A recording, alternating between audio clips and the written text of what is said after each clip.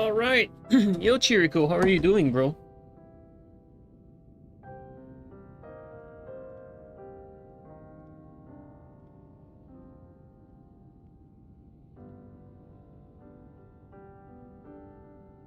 Happy to be here. Appreciate it. Yo, Mozzarella, how you doing, man? What's up, Horsey? What's up, Evil Bell Hunter? Evil Bell Hunter, what was your name before? I'm sure you changed your name. Like what was your tag? Yo, how are you doing, Rio? What's up, Crimson? Ekmitev, Majin, what's up, bro? What's up, Elden Dad?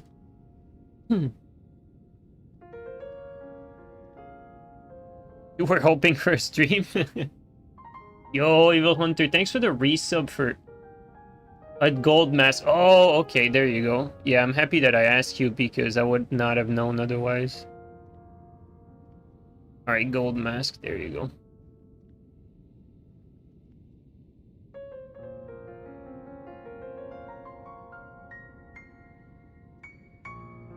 I'll remember because your name's yellow. You were one of the rare one with a yellow name. What's a bloody part? I mean Pop-Tart.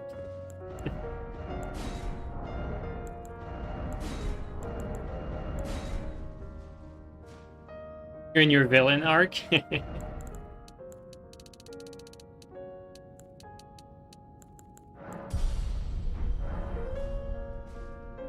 Oh, the Smash, how you doing? Yo, Odium, how you doing, bro? Nice to see you, Odium. Odium, the Montreal Canadian, I know you don't watch hockey, but the Montreal Canadian just got a French player from France, like just a few days ago. You guys still produce NHL players. It's pretty rare, but you guys still do. Gotta mention it. Yo, Alan, how you two who doing? Yo, Canuck. Man, I forgot about that Tuhu thing. Good thing you're here to remind us, right? You know what? Let's go side today. I'm feeling sight. Been played with sight in a while, and it's a good weapon, and I like it. Alright, let's do this. Site is awesome. Yeah, it's... I think the only thing I don't like about this site is that it's ugly. But it's not the worst. I mean, like, it's ugly because it's a site, you know, it's still a forming tool. The weapon itself is well made, you know. But, like, if we're talking about, like, a great sword, you know, like a claymore is sexy, or, like, a Zweihander, or even a lance, like, there's some sexy weapons out there, but... like, you know, like... this is ugly. Some weapons are better looking than others. You think in a Fate Strength build it's worth to keep 3 Sentinel Shield for hard swap against spells like a surprise attack? No, I don't think so. Well, here's the reason why. That move, like swapping to that spell, is a very reactable move. And so, if you want to be flashy and pull it off, sure, go for it. But as far as actual usefulness against a quality opponent, you're not really going to be able to do much with that. So that's why I wouldn't prioritize it. Usually the way I approach making inventories, making builds, I take it into account, like, if I had to fight the best opponent I can find, what would I rather have? That would be, like, my way to go about it.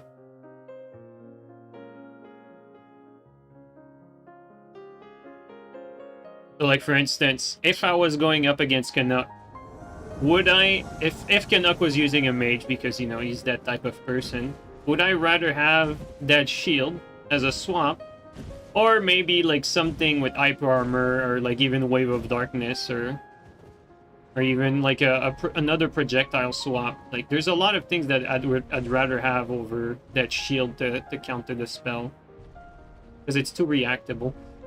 Here I'm not really sure. It could be in a few places.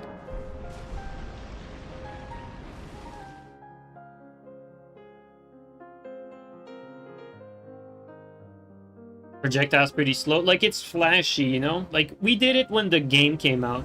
You know, like, it's the type of stuff you do when the game just came out.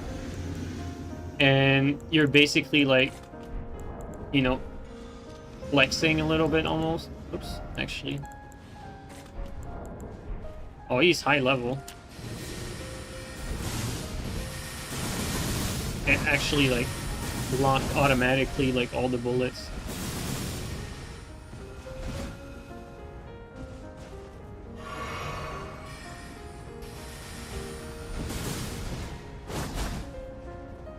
There you go, we're gonna use this here.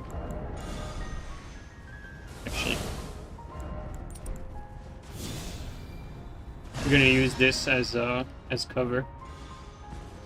I think at this point I'd rather have elemental resist. Alright. Where is he?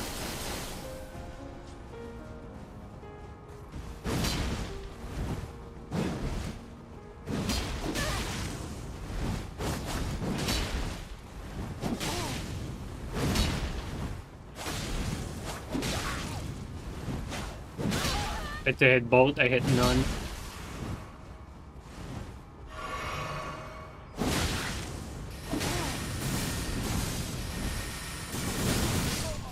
Oh, we got it, even if we got aim punched.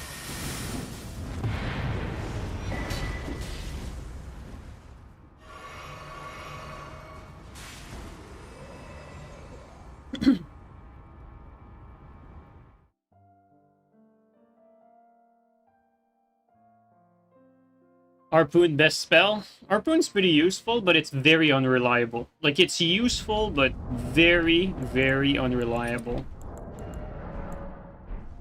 Like, it will miss a lot. Like, it's like, I think you have to play with Harpoon as, like, some sort of bonus. Like, it's cool if you get it, you know? But you can't rely on it.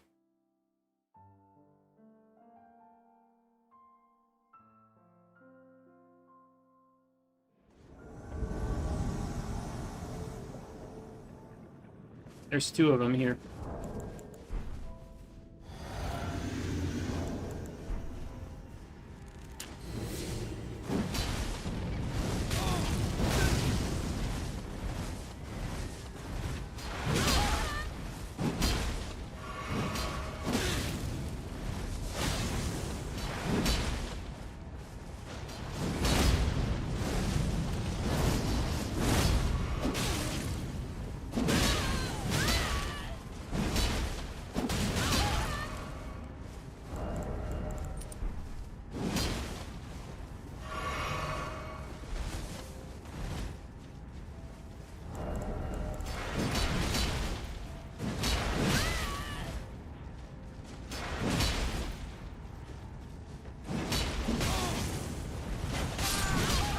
Worth it.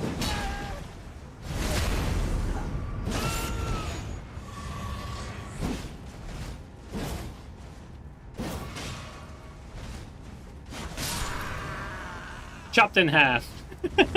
Cut his head off.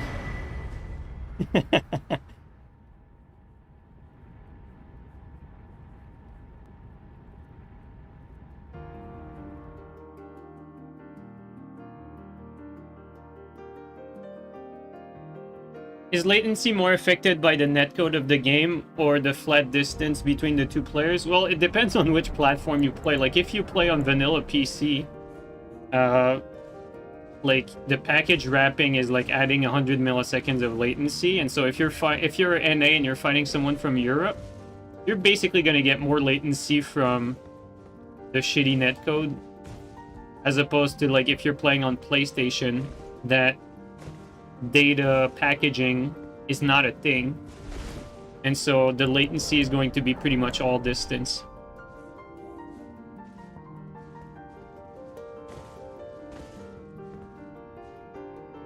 And then to add to that, what Chirko is saying about the route that it takes, like usually the internet, like how it works is like, you know, you're gonna have your connection go through your data center wherever you live, and then the data centers will basically talk to each other through many loops. But for the most part, usually the most optimal route is often taken, but there are ways to, like, sometimes it's not, sometimes like you get like a few more milliseconds because it's not taking the best possible route. When we say route, we're basically like talking about, like, if for instance I'm fighting against someone from Europe, you know, my nearest data center in Montreal, like my data gets sent to Montreal, then what? Then does it get sent to Toronto? Does it get sent directly to Virginia? Because Virginia has like is like East Coast, fairly like close. It's like one of the massive one.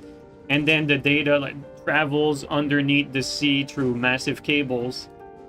And so, and then it gets directed there and a few other data centers in Europe, and then it finds my opponent. But sometimes it's possible that, okay, maybe there's like a detour to like Toronto instead of like directly Montreal to Virginia. And so maybe you add like a few milliseconds there or something like that. You know, there's a little bit of a difference, but for the most part, usually it doesn't change much. Now, the bulk of it is going to be, okay, I'm playing someone from Europe, therefore the data has to travel over sea through these cables that are buried underneath the ocean floor, or at the bottom of the ocean floor.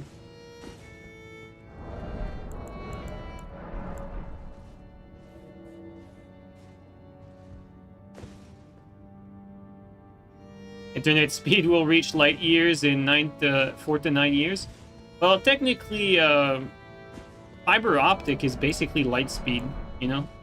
But when you're talking about fiber optic, the connectors, you know, like when you plug in a cable from one end to the other, the fiber optic connection, it's not pure fiber optic then, because the connection has to be transferred in like copper and like, you know, a lot of it is lost in connectors basically. Or a lot of the speed, I should say, is lost in connectors. But for the most part, you know, like all the big infrastructures are fiber optic, which is the best technology that's available. And so, like, it would be very hard for this to be faster.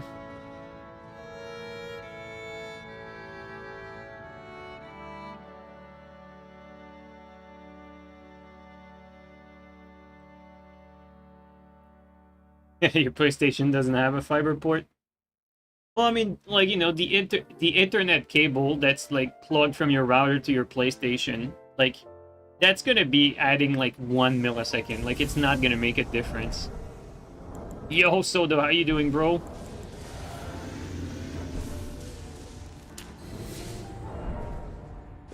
Alright, let's see here.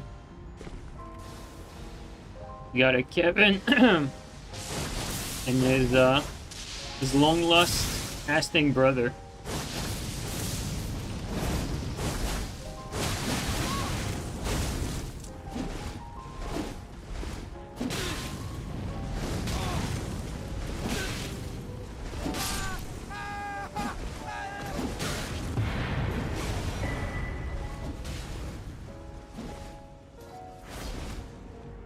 Here you go.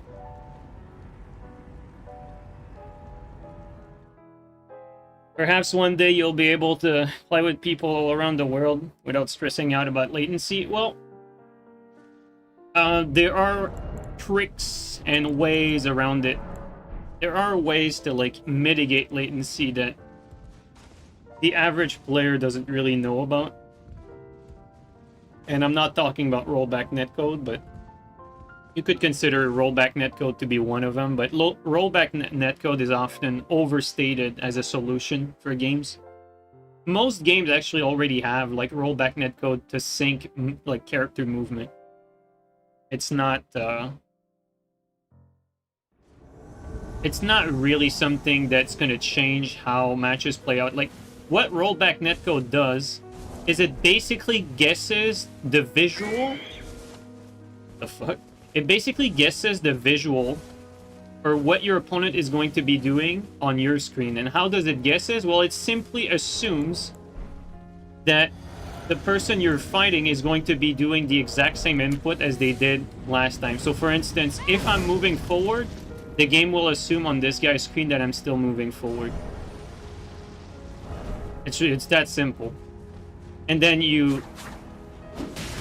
Oh, insane storm stomp. Alright, let's do... what do we do, actually? I don't know.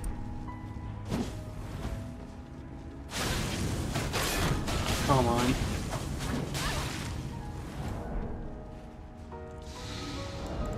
Not really sure what I want.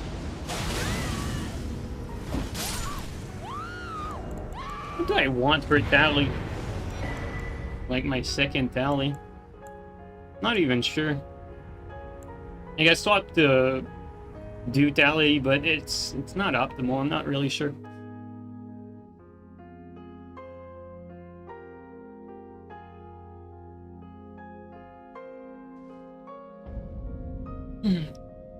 There was, but a while there had dedicated servers where you could connect to that had next to zero latency, and we used to play against EU kids. The game felt like that, or the game felt like what it would if you were at LAN, which was insane. Wait, let me read the first part. Oh, and MW2, I see. Back in the good old days, right, Soda?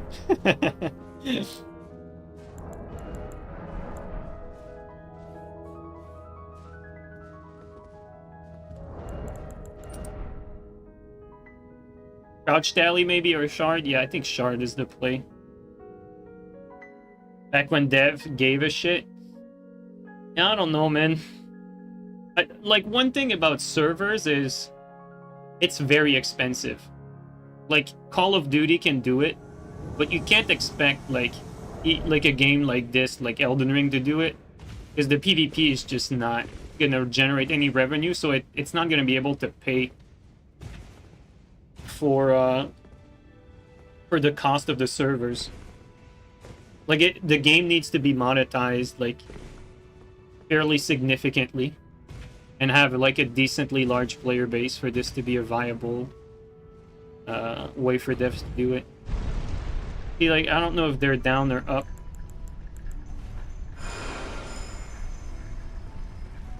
We're gonna find out.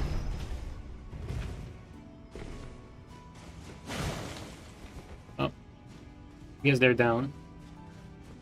If the PvE is not aggroed, that probably means they're down. Servers make it harder to use certain cheats, though. Absolutely, you're right. Actually, even the PvE down there is... You guys heard it, right? I'm so fucking confused.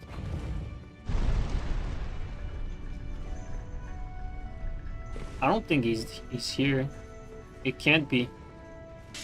It can't be because it's...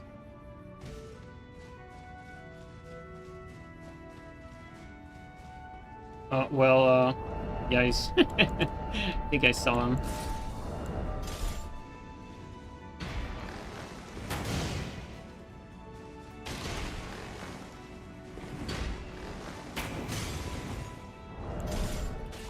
I'll be honest, I'm a little bit scared of getting thrown off, so...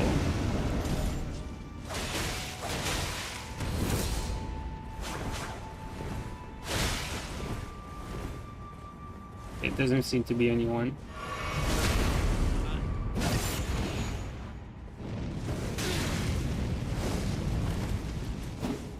Didn't want to fall off. He actually tried to attack. It was weird.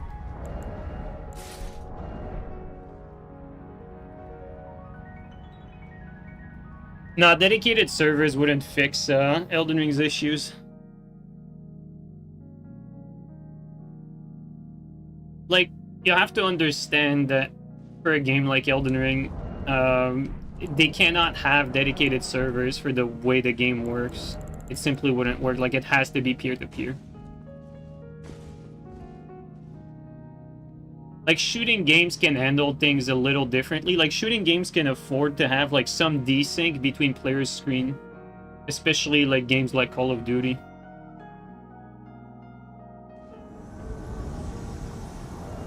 Whereas a game like this really can't. Like everything has to be as synced as possible and as low lat as possible.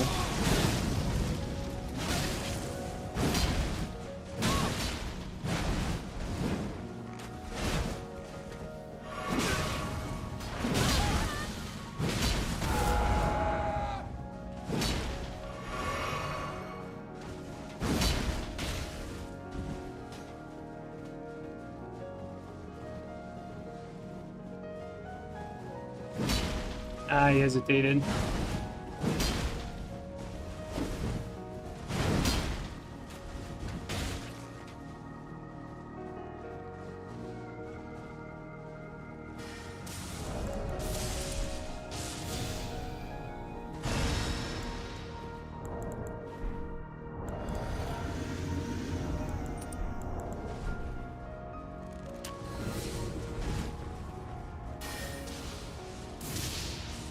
Where's the the bull guy?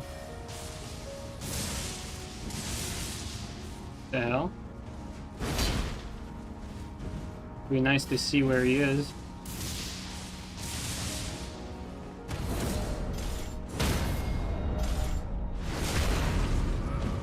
Is he dead though?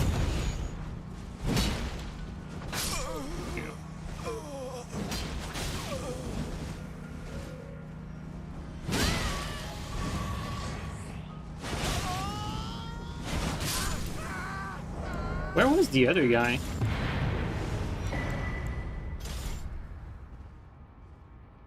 He was still here somewhere, I just don't know where he went.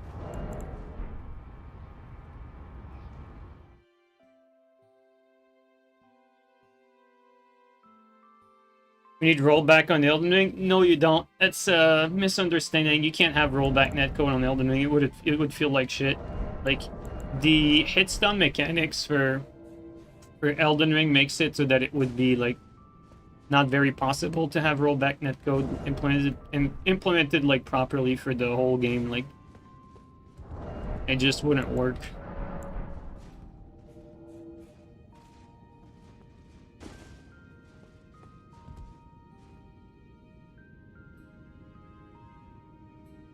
You plan on switching to a new class with Tarnished? Of course. Everyone's gonna be switching to the Heavy Knight.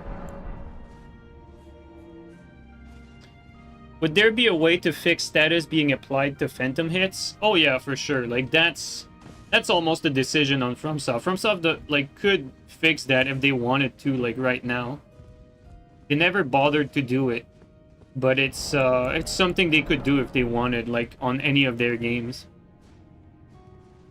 Because like how it works is, like, the game is going to check for the, like, you know, if I hit you on my screen, the game is going to have to confirm, like, on your screen, if you were an iframe during that, you know, that time where I hit you on my screen. So the game is going to, so, like, let's say this guy here is an enemy player. So, like, right now I'm hitting him. Let's just kill him for now. So, like, right now I'm hitting him, but the moment, let's say if this was another player, the moment I hit him, before the hit registers, the game has to be like, alright, this guy, like, you know, I attacked him, is he an iframe? And so, like, it sends the information, I send the information to this guy through peer-to-peer, and peer-to-peer means that it doesn't go through any hoops. Like, the connection and the data that's asked is going directly to this person. So it's a short trip, or I mean as short as it can be. Wow, I did not even trade.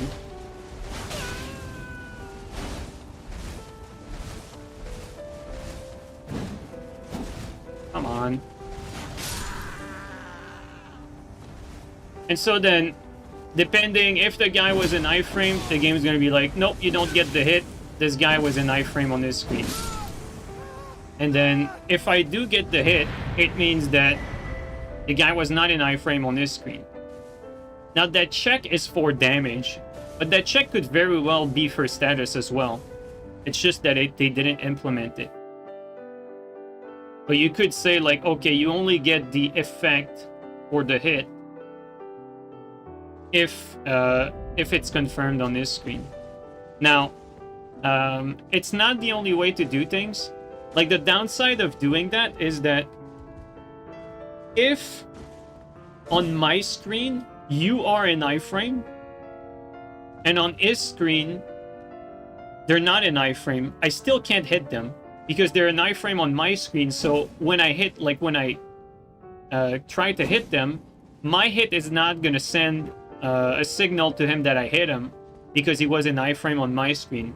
So the issue there is you get a situation where iframes can overlap on each other's screen, meaning that on higher latency, like on my screen, my opponent is going to be in iframe. Let's say he's panic rolling. My opponent is just panic rolling, and then I'm trying to catch him. So I time a roll catch. So my opponent is not in iframe on my screen. Like, I'm hitting them in active frames, but on this screen he's in iframe, so I can't hit him.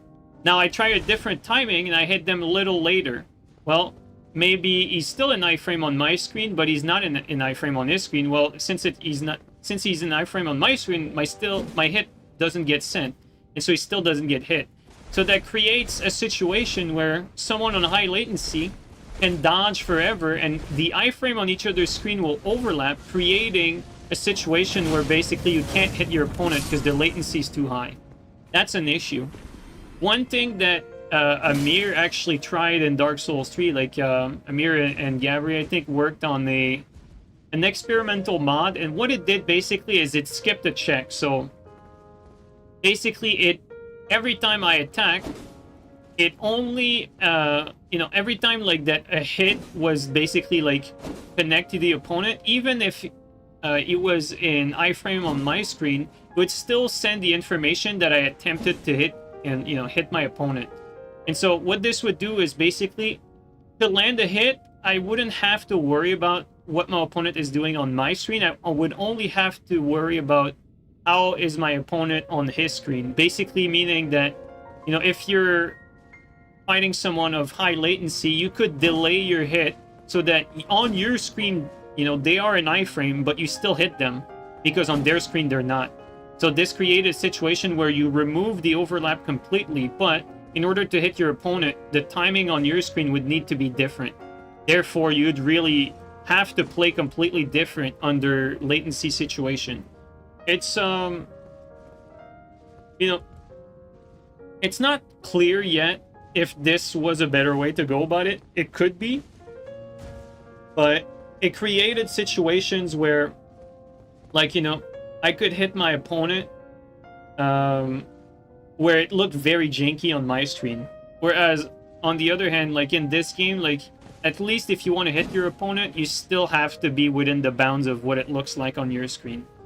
So it's debatable whether one is better than the other. Yo, Jacob, thanks for the Prime for 3 months, man. Yo, G, enjoy your duels with Green from last time. I know the algorithm demands invasions, but I know at least some of us like seeing two good players fight. Yeah, we had some lots of good fights. Like, it was actually very, very back and forth. Like, very back and forth. It was very good fights. Very enjoyable to fight someone of your level, that's for sure.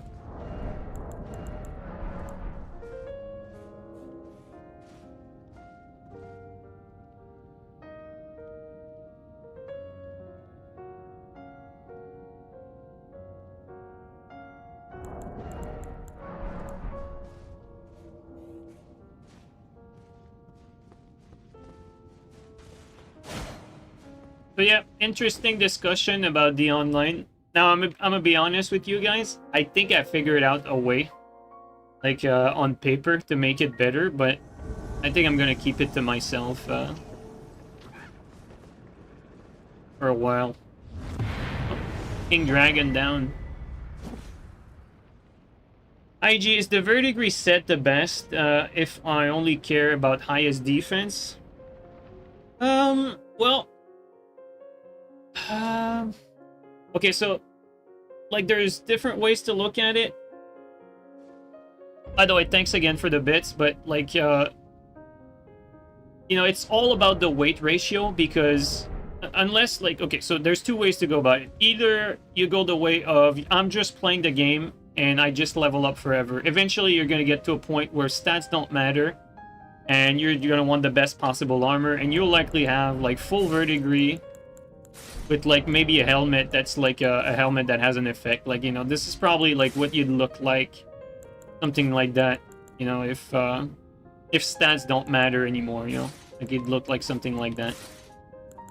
Now, when stats matters, meaning that, let's say you're playing at meta, what you want to do is balance poise, defense, and weight, if you want like something that's optimal. And so we need to start with poise because there's a certain breakpoint you need to reach, and that breakpoint is 88 poise. And so no matter what your setup is, my build is actually made to have this, the Divine Bird, and with Divine Bird I'm at 88. Why is it made for that? Because I need the dex from this helmet in order to use the Great Bow, and Great Bow is an integral part of the build, so the build is made for the Divine Bird helm.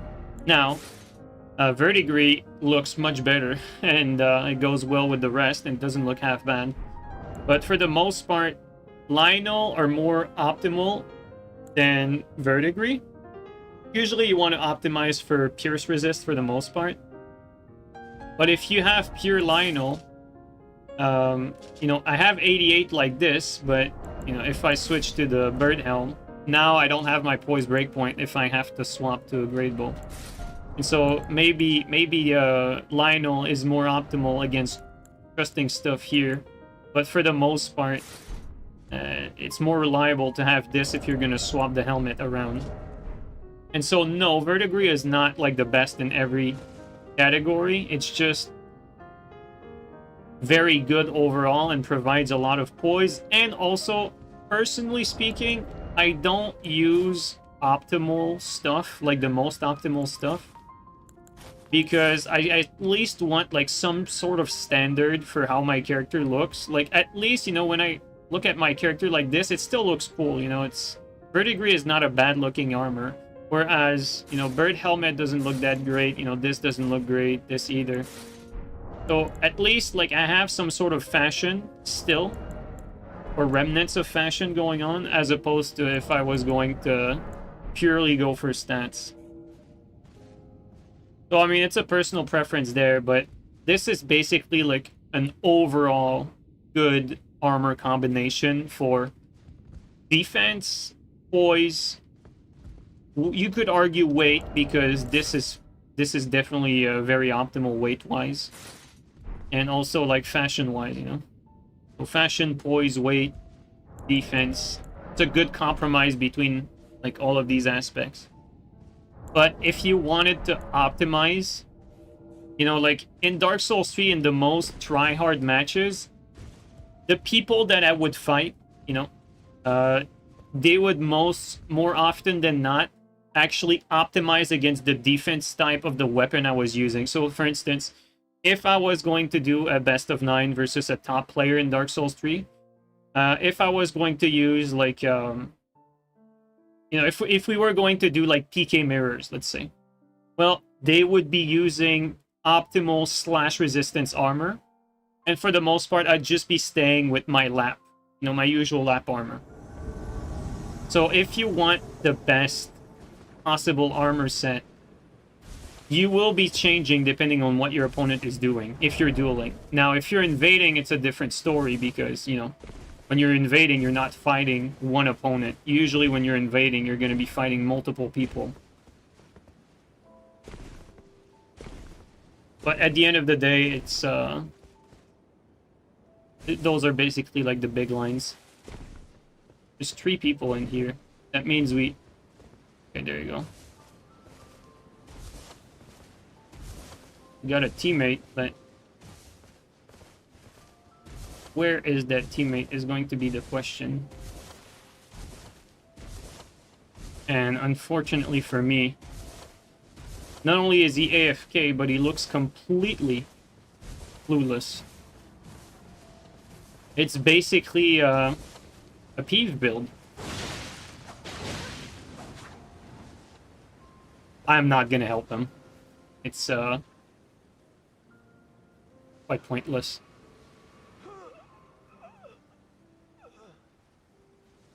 Because there's nothing I can do that will keep this guy alive. Okay, I think these guys want to do 2v2s, so... we're gonna wait for someone to jump in. Come in, baby turtle. Come join the fray, dude.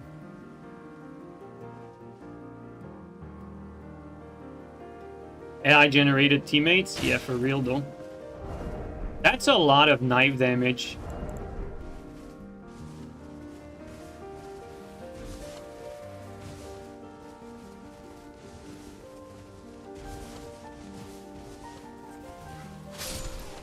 Okay, we got Hosier.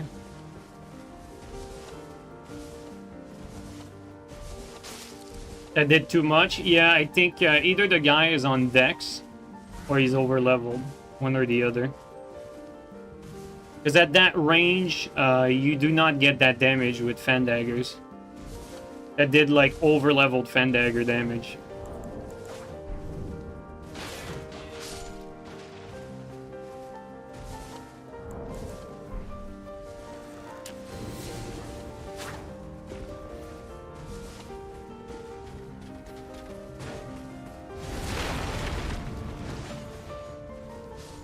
I mean, teammate is in the world, it's just he probably spawned, like, somewhere far.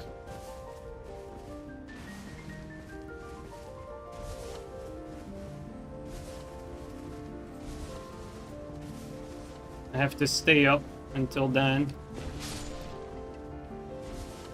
Okay, there is teammate.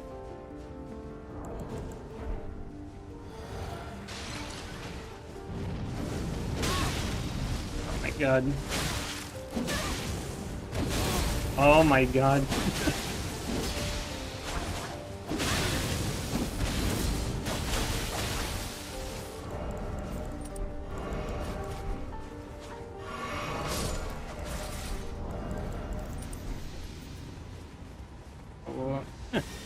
Hong Kong's not being kind. This guy is latent. Guy right there.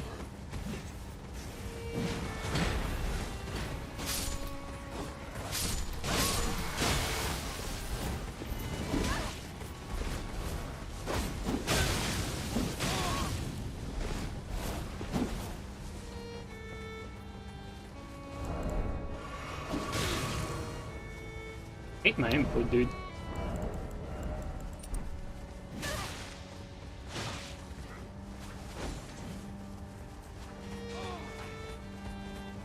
Dude is running a marathon.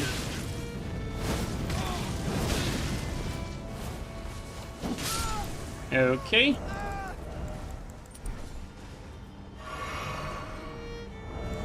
I felt like their strat was basically like,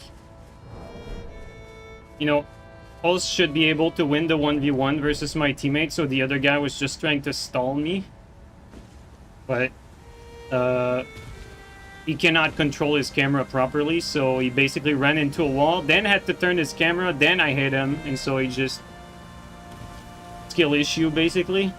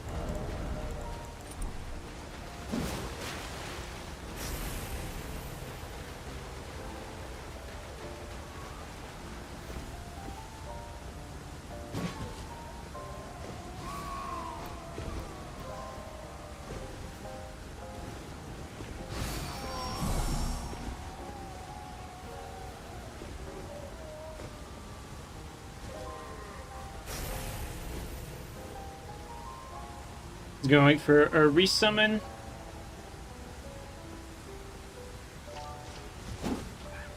Close.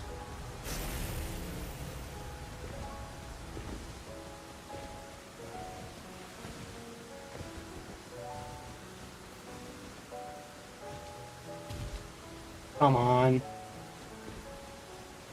Your teammate is so slow though.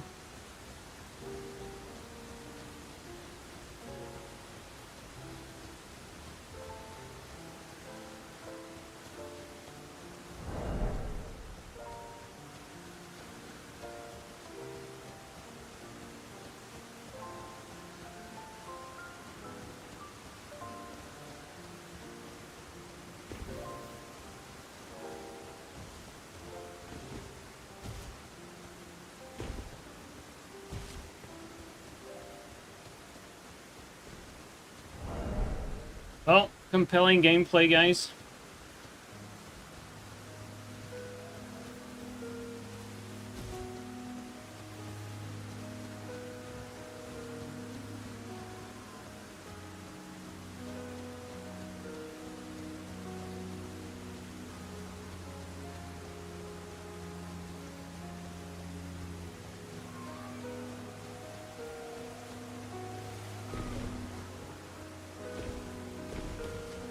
That's good for us that he did that mistake.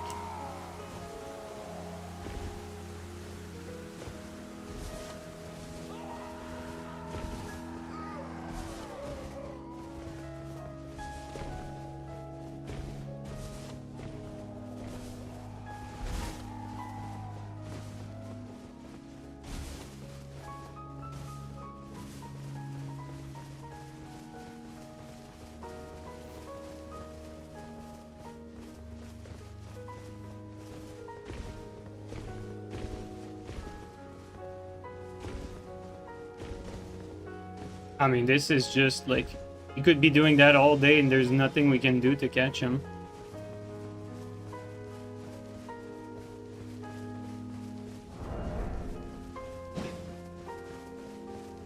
No, he's not gonna DC. He resummoned his friend already.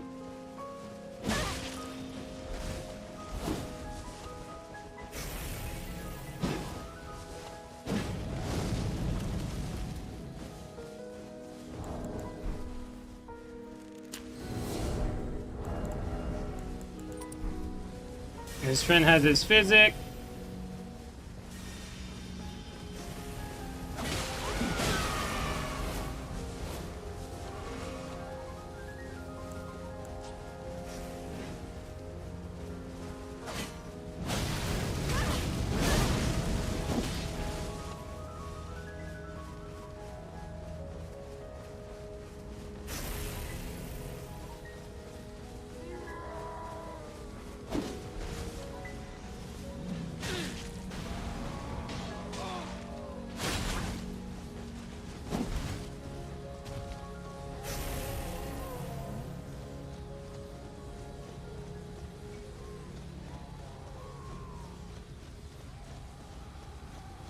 Oh, is this a joke?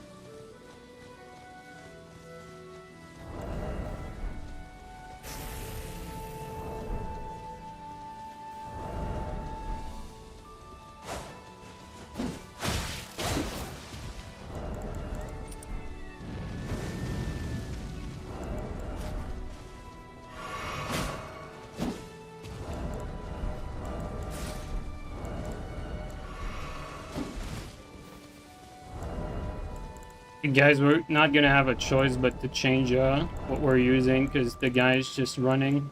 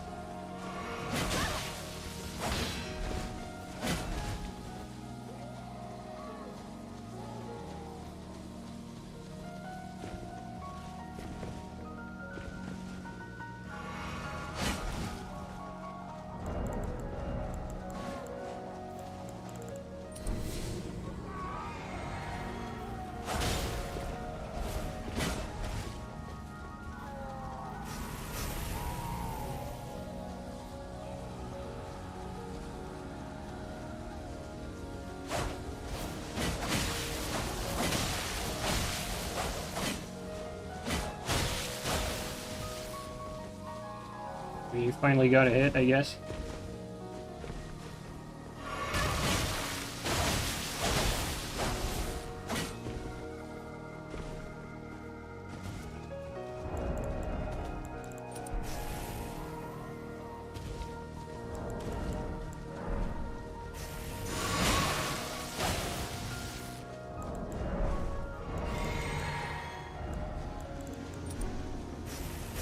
And now he drinks his physic. We're just gonna wait. They made us wait long enough. Like, this guy's really bad, but... Oh. This guy's really bad, but I mean, if you're just gonna make me run after, it's not that hard to get, like, 1 or 2 turn and burn here and there.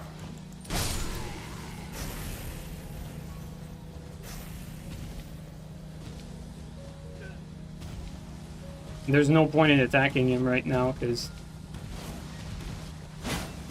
he has his physic, and he basically ran the entire time.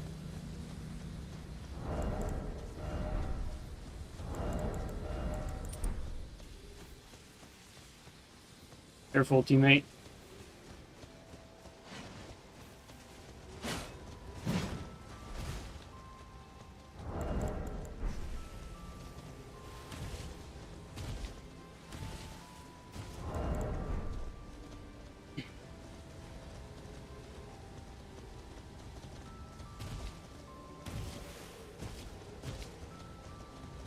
Make him run out his physic. I mean, it's deserved.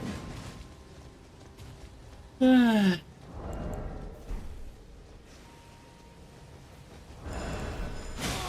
are you doing? That's not the play.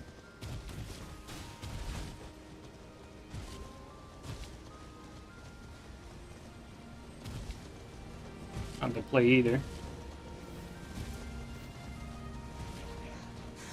My teammate's gonna die soon.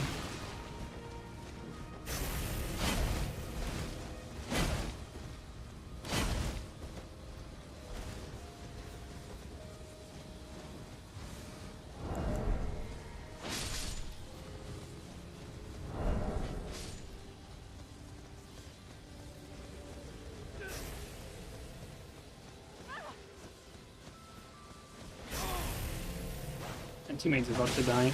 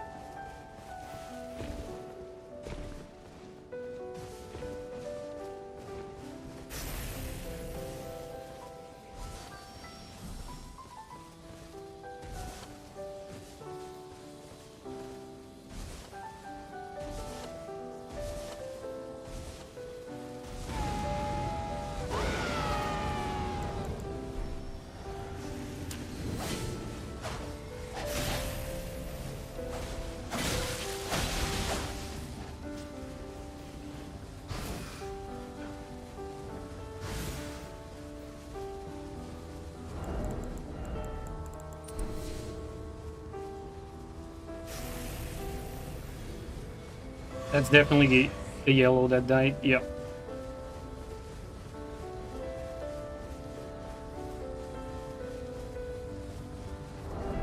These guys are not good, but I mean, if you keep running like that.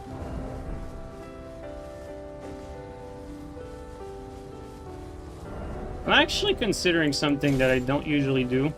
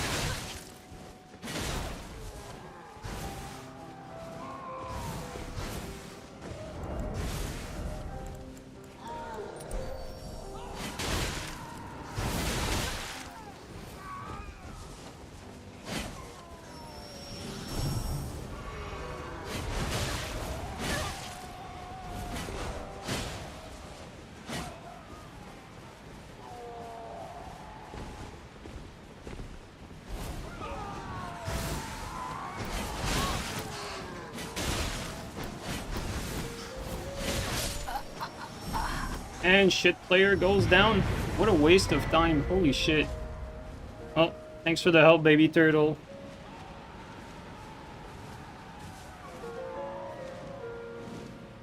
He basically did nothing. It's just run away the whole time, dude. The fuck was that?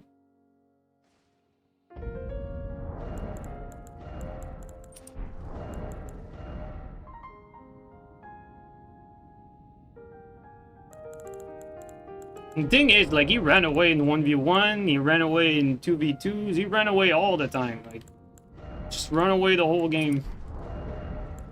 At some point, you have to play his game, you know? Like, when he pulled out the physic when everyone was drained, like, I mean, it's just goes without saying that you should make him run a little bit more, but aside from that, like, that was, tried to kill him as fast as we could, like, aside from that. Yes, green. Yes, absolutely. The only problem with that, green, is you're talking about a straight line. That straight line doesn't exist in the game. And so, like, for instance, if my goal is to get from this point, like, the other end of the map, like, depending on which route the host takes, I can cut corners a little bit more because I see where he's going. So, like, looking at where the host is going, I can cut some angles and gain distance over him.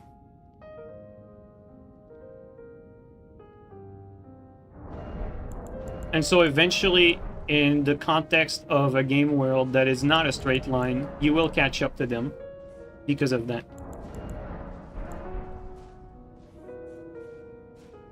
Like, let's just take a quick example. Like, you know, host is running away, like, you know, host is running away here, and, like, I'm the host right now. Let's make it clear. Like, I'm Bozo the host. And I'm running here like that. You know? Whereas, let's just do that again. I mean, you get the point, but I'm still gonna do it. Whereas, like, if I'm the one chasing him, I know that where he's going, so I'm gonna cut corners, like, as much as I can, you know what I mean? So, like, by doing that, like, I'm gaining grounds on him by cutting these corners, by taking, like, a small, shorter route. It's not gonna make a difference. Like, I'm not gonna catch up to him instantly, but over a long sprint, like, over a long chase down, you are gonna catch up with these small things. I know you got the point, but for those who, like, are new to this somehow and just watching for the first time.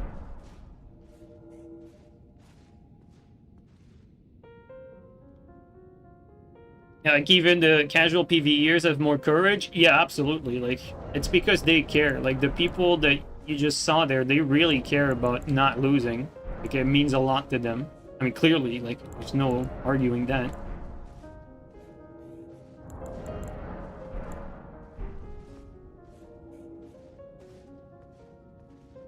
I don't mind the resummon, though. Like, I don't mind the resummon. Like, he didn't turn off the tongue, so I think it's fair that he can resummon his friend, but it's just,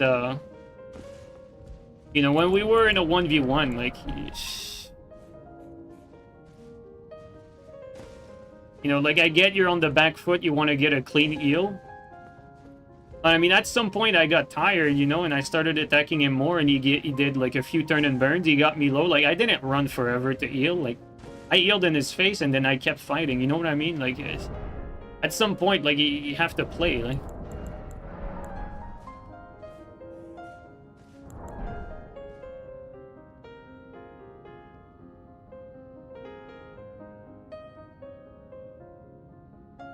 when was the last time I did seamless invasions? 2 months ago. I was co-invading with Fuji. He really liked it. Like, he was so excited. Like, it's so funny. He was jubilating. He was really happy.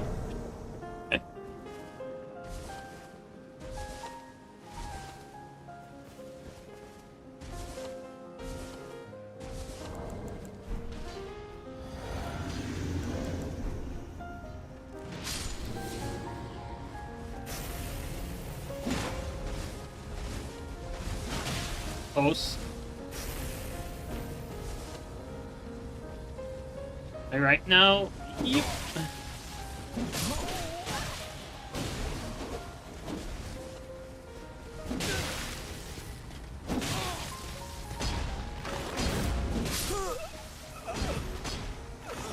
Like, in situations like that, you can also time your attacks so that when they hit a wall, they can't, like, back up more than that. So, like, you basically guarantee that you will be in range and they will be forced to dodge when your attack comes out. I did learn something, though, in that last invasion. The one where we chased the guy down. Like, as much as I think Sight is a very good weapon, if someone's running away like that, the only option you have is the running R1, and it's very telegraphed. And so even though I never considered Sight to be, like, a bad chase down weapon, because it has a ton of forward momentum, if someone's running away, like, there's nothing else you can do but the running attack.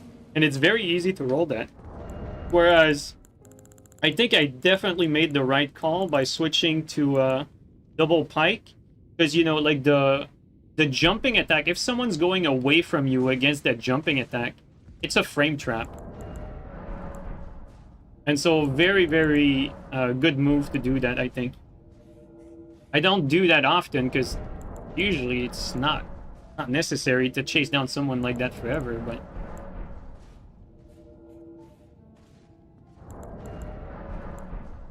At least I think we showcased something that's useful.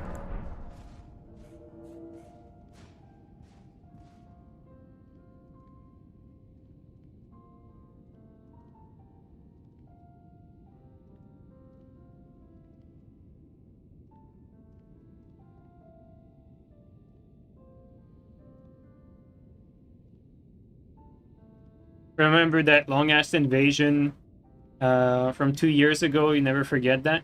Well, recently we had a fucking 2-hour-and-a-half invasion. But it was a different circumstance. Like, our teammate was like a noob. And the people that we were fighting were tournament champions. Like, legitimately. Like, it's not a meme or anything. Like, they actually won the tournament. And they wanted to snipe me, and they were tired that we kept beating them. And so... But they don't want to be, like, too scummy, so they don't want to win by 2v1ing me. So they kept a noob in the world in order for me to fight with that noob so that they can beat me in a 2v2. And as weird as it sounds, they kept that teammate alive for the whole fucking invasion. And teammate, you know, was doing the best they could, but they were a noob, so, you know, it is what it is. And it lasted 2 hours and a half. And the reason why it lasted that long is even though we kept outplaying them, picking our spots, our moments, what basically happened was every time we would do like a bit of damage, we would play smart, retreat, everything. But every time they would be forced to heal because we outplayed them, they would go around the world and kill a few mobs to regain some flasks. And so they would basically get infinite flasks while I played the whole 2 hour, like, you know, without any flask whatsoever. And they just, like, got reset of their flask, like, probably, like, 10 or 15 times.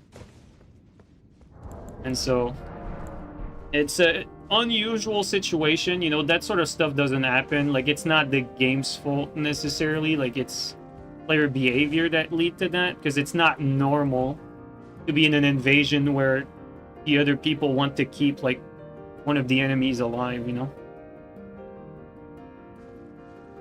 But they were basically using my teammate against me by keeping him there so that they wouldn't have to deal with, like, 2 good players.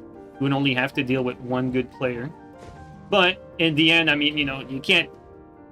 Even a noob, like, you can't just never kill a noob. Like, at some point, like, you're gonna make a mistake, and that's what happened. Like, the noob eventually killed the host in a 1v1 situation after, like, that 2 hours, so... I mean, it was karma, really. Like, you know, you can't do that. Like, you can't play with your food like that. Like, it was bound to... Something like that was bound to happen. Wasn't necessarily expecting the teammate to get the kill, but I was expecting, like, maybe teammates to get, like, 1 or 2 good hits. Like, timely hits. So that they can finish someone off, but it worked out.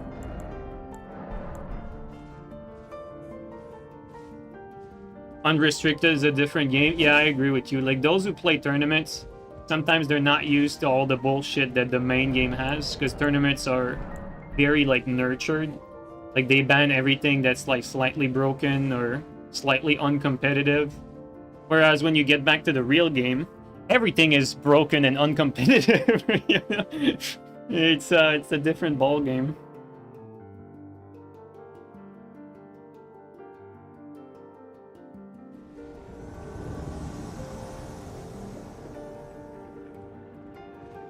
Okay. You don't see the indicator, but... Oh, there you go. Oh, I missed that.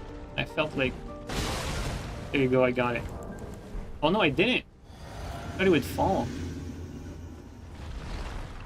Oh. Okay, well. Works out. Alright, let's heal.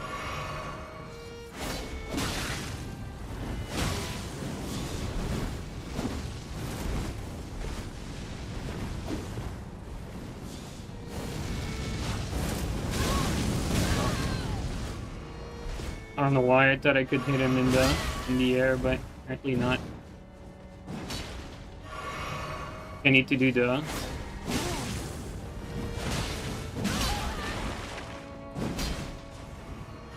He's doing a good job at protecting his host.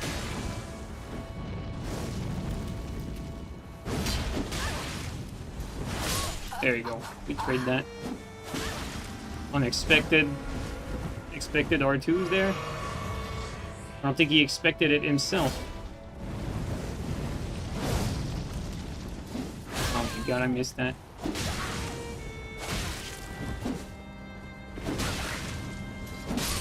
You just can't really tell what they're gonna do, so I might as well just stagger R1s and either they panic roll or they attack out of stun. You can't really play well against people like that because what they're doing doesn't make sense, so the way you beat them is by just playing something that wouldn't kill anyone decent. So it always looks bad.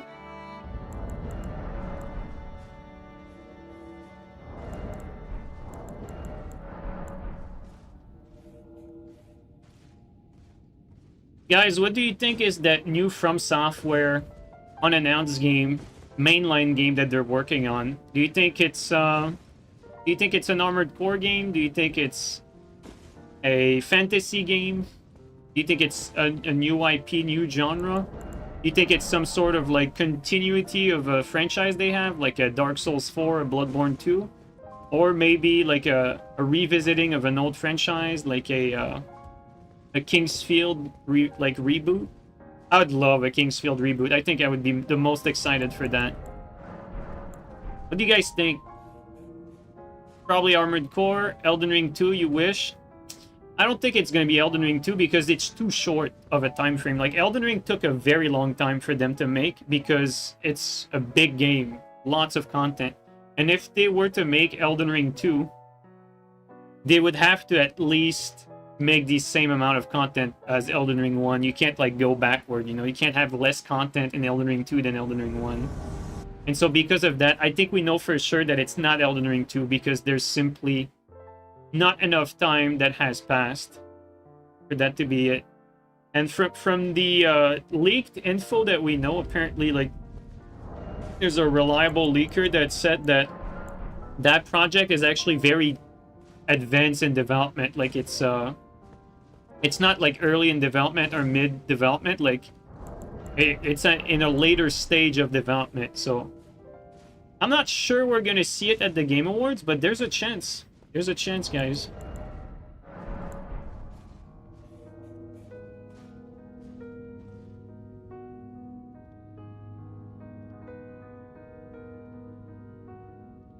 Feet pick simulator? Honestly, usually I would be super excited if it was an Armored Core game, but after Armored Core 6 PvP, I'm having a hard time getting excited about an Armored Core game. Felt like they missed the boat so much on the PvP for AC6 that if they announce an Armored Core game, I almost know that it's going to be like only a game that I'll play like for a few hours in single player instead of a game that I'll enjoy for years playing the multiplayer.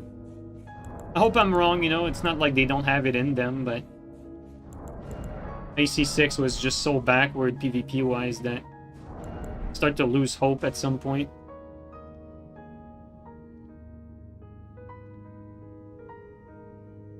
That being said, I would much rather, you know, this be like a new franchise, new project, or like a Kingsfield reboot. That would be so fun to like have FromSoft go in a new direction again, try something new. That'd be so much fun.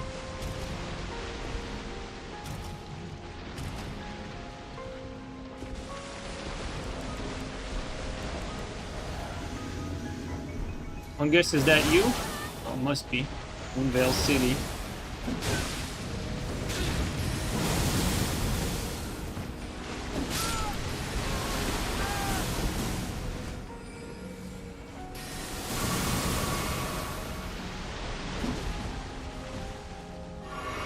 Alright, now it's your turn.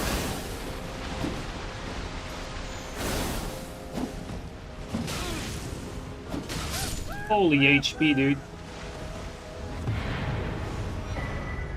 We could have died there. Like, I was scared for a second when it was bubbling over here. Like, if the bubble clipped me, I probably would have died. Because these bubbles do a lot of damage.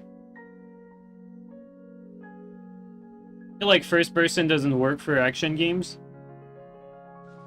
I mean, come on, like, give FromSoft, like, some credit. Like, I'm sure they would come up with a way to make mechanics that's, like, different, you know?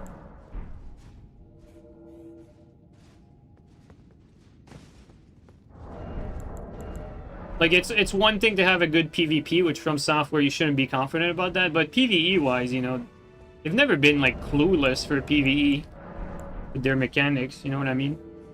Like, even AC6, even if the mechanics are shabby for PvP, they don't work for PvP, but they work for PvE. And the reason why they don't work for PvP and they work for PvE is because the enemies, the PvE enemies, do not have the same capabilities as you. And so the way you outplay something in Armored Core is you get to the side of your opponent, you get around him, and you can't do that with the bosses in Armored Core because the bosses have limited tracking. But against a real opponent, a real player, you can't do that because the tracking's perfect, so that breaks the dynamic of the game. That's why it works, and the bosses are still a lot of fun.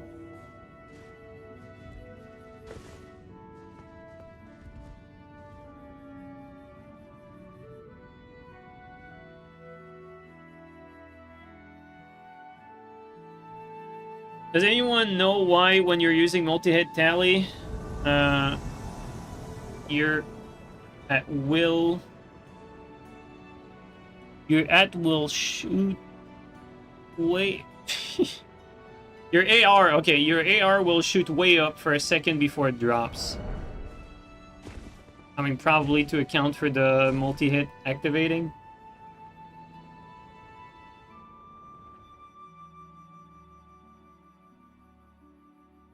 Also, Emlu, I don't know if I thanked you for the second bits afterward. Thanks for the bits again. I don't know if I thanked you for that.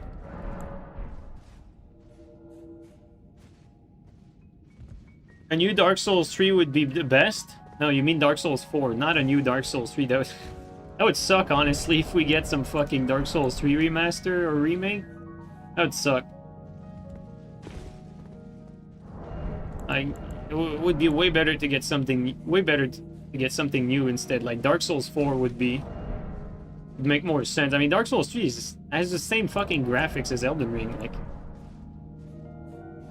and it runs well right now. Like last time I played on my PlayStation 5 in Dark Souls 3, like it ran perfectly fine. Like there's no reason for a remake or a remaster.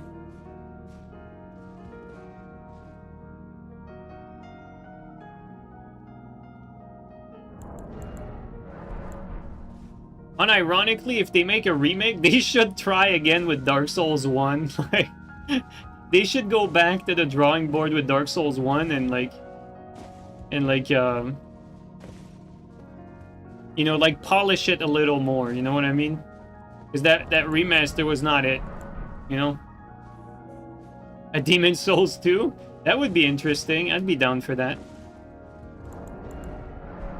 I mean, what Bluepoint did with Demon Souls, as much as, you know, I have a hard time with remakes like that don't touch things that are clearly dated. I understand that they want to keep the status quo, and no matter what, they're not going to keep everyone happy. Like, some people will want it to be exactly as the original, yada yada.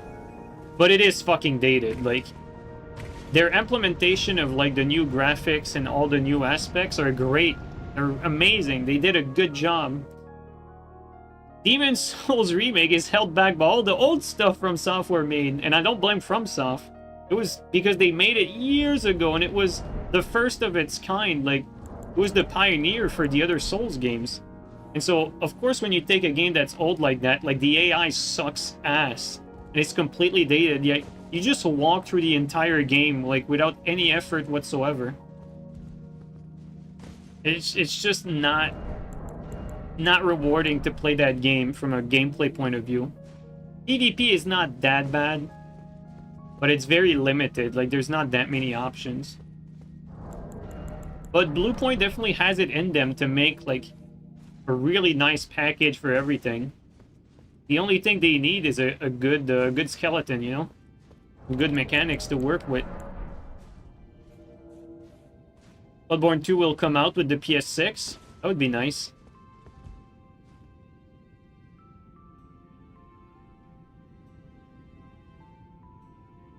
It's crazy to think that some people...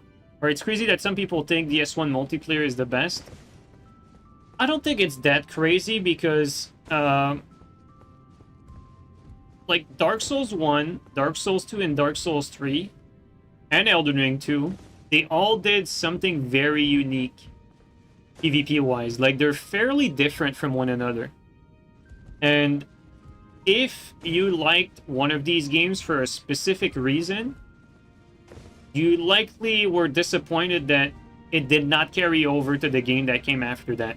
You know what I mean? Because even though they're still, like, following the same kind of template, like Dark Souls 1, 2, 3, Elden Ring, there is enough of a departure to where, like, the gameplay doesn't really feel the same from one game to the next. Like, they feel very different. Like, you know, obviously Dark Souls 1, mega emphasis on backstab and tech. Dark Souls 2, you know, completely different approach. Dark Souls 3, very different from both of them as well. And then Elden Ring, obviously, completely new dynamics to the combat. And so if you like one of these games over, like, the others, not that far-fetched to me, because they're fairly different. And so, like, if you really like the crit fishing from Dark Souls 1 and all the tech, I could see why you'd still be playing that game today and still enjoying it.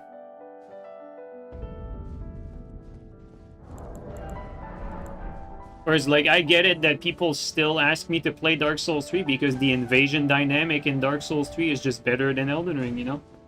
It had better invasions, you know? Mostly because of the player limit, but it is what it is.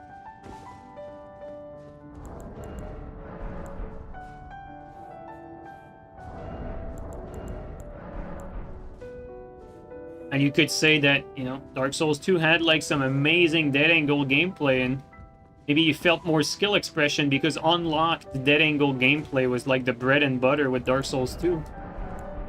And maybe you missed that sort of skill expression in like your fundamentals. So all these reasons are good reasons. It's going to be up to each and everyone's taste, and also you always have to add a little bit of nostalgia on top of that, right? Like, usually the one that people start with, they're most nostalgic about. Not always, but usually.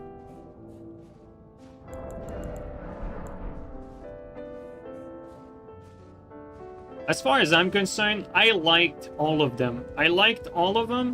And I've always been of the opinion that they always improve upon one another, like all the Souls games, Elden Ring. The issue is they always take steps back as well, and so you never really get a definitive upgrade over one game to the other. Like, you can't say that Elden Ring is better in every way than Dark Souls 1, or that Elden Ring is better in every way than Dark Souls 3, and so on and so forth. Like, there are clearly points where some of these games had, like, mechanics or aspects that are missed today in Elden Ring. For instance, player limit in Dark Souls 3, bonfire ascetic in Dark Souls 2, the way shield worked in Dark Souls 3, you know, maybe even some of the, you know, the labyrinth level design from Dark Souls 1, probably a lot better than the open world if you ask me, you know. Like, you can find a lot of cases like that.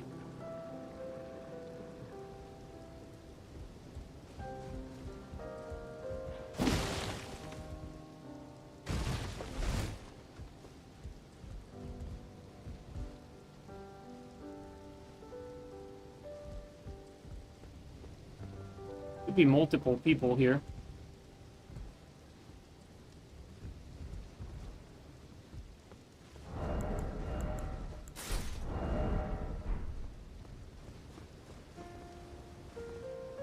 Guess I'm stuck in here.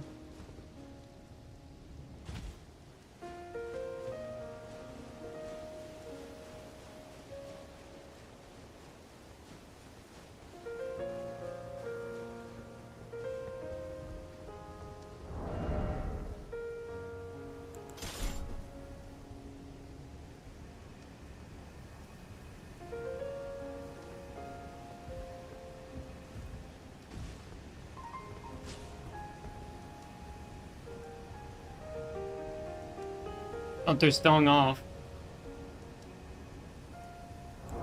Alright.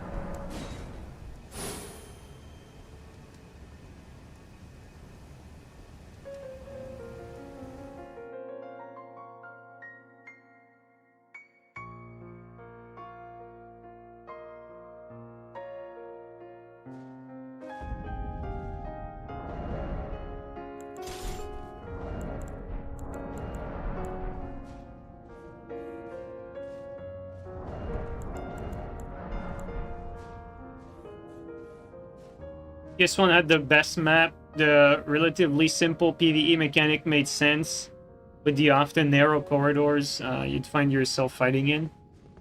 Yeah, the corridors are very narrow. I mean, I'm not against like the Elden Ring level design, like the Legacy dungeons. Like, you know, this area is a very nice area, very fun area. Like Elden Ring, you know, they didn't like magically like forget how to make maps from game to game. I just feel like Dark Souls 1 really had that very intricate level design. Like, Even though it was more simple, it made more sense. And the fact that everything was connected together so smoothly, it was definitely a work of art.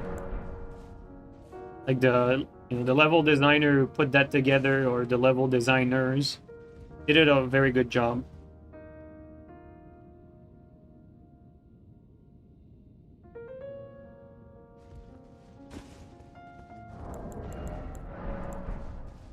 You know, the level design is not the only thing that Dark Souls 1 has, like, over the other Soul game. The depth of tech that you had in that game is probably greater than the other ones. It's just that I'm not the right person to talk about it, because I never got, like, too much into Dark Souls 1. Like, I played it, but... like, you'd be better served with an opinion of someone like Spades, for instance, who still plays it to this day, you know?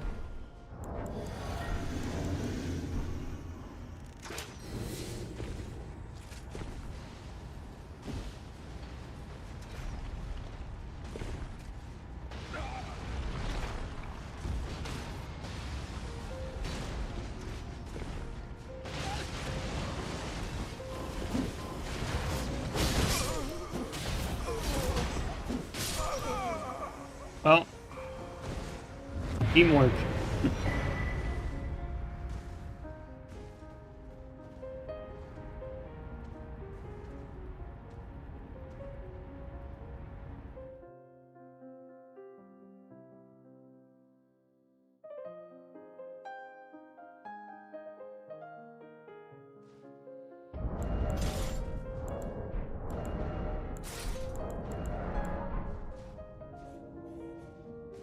Dark Souls 1 was very uniquely From Software-ish at the expense of quality of life.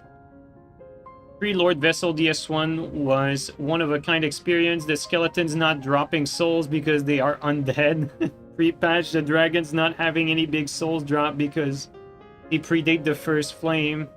There's something about that world that feels very well knit together. Yeah. Yep. Absolutely. And, you know, it's fine if you've played all of them and you still prefer Elden Ring, you know, that's fine too. Like, Elden Ring would have a very easy argument to be the best, you know? It's the most recent one, the most modern one, has the most, like, interesting mechanics with, like, the crouch, the sneaking, the jumping. There's a whole new dimension to Elden Ring that these other games didn't have. Like, you have, like, more freedom for your weapon that you want. You have more weapons too, period. And you have a lot of reasons to prefer Elden Ring. We don't need to make a case for it. One thing that we did not talk about, though, I don't think that's a very good reason to like one game over the other, but I mean, the fashion in like Dark Souls 2, like 1, 2, 3, especially like Dark Souls 2 and 3 is... Come on now, like it's way better than fucking Elden Ring. Elden Ring definitely a massive downgrade fashion-wise over the Souls games.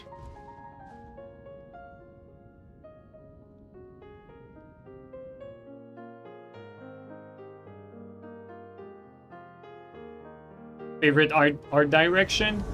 I think if you say art direction, you have to say Dark Souls 1. I think, you know, I know it's a question of opinion, but I think you might even be wrong at this point if you don't say Dark Souls 1, because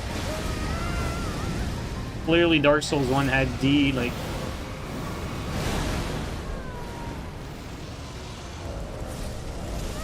Let's say this is just so memey. Oh my god, he rolled it!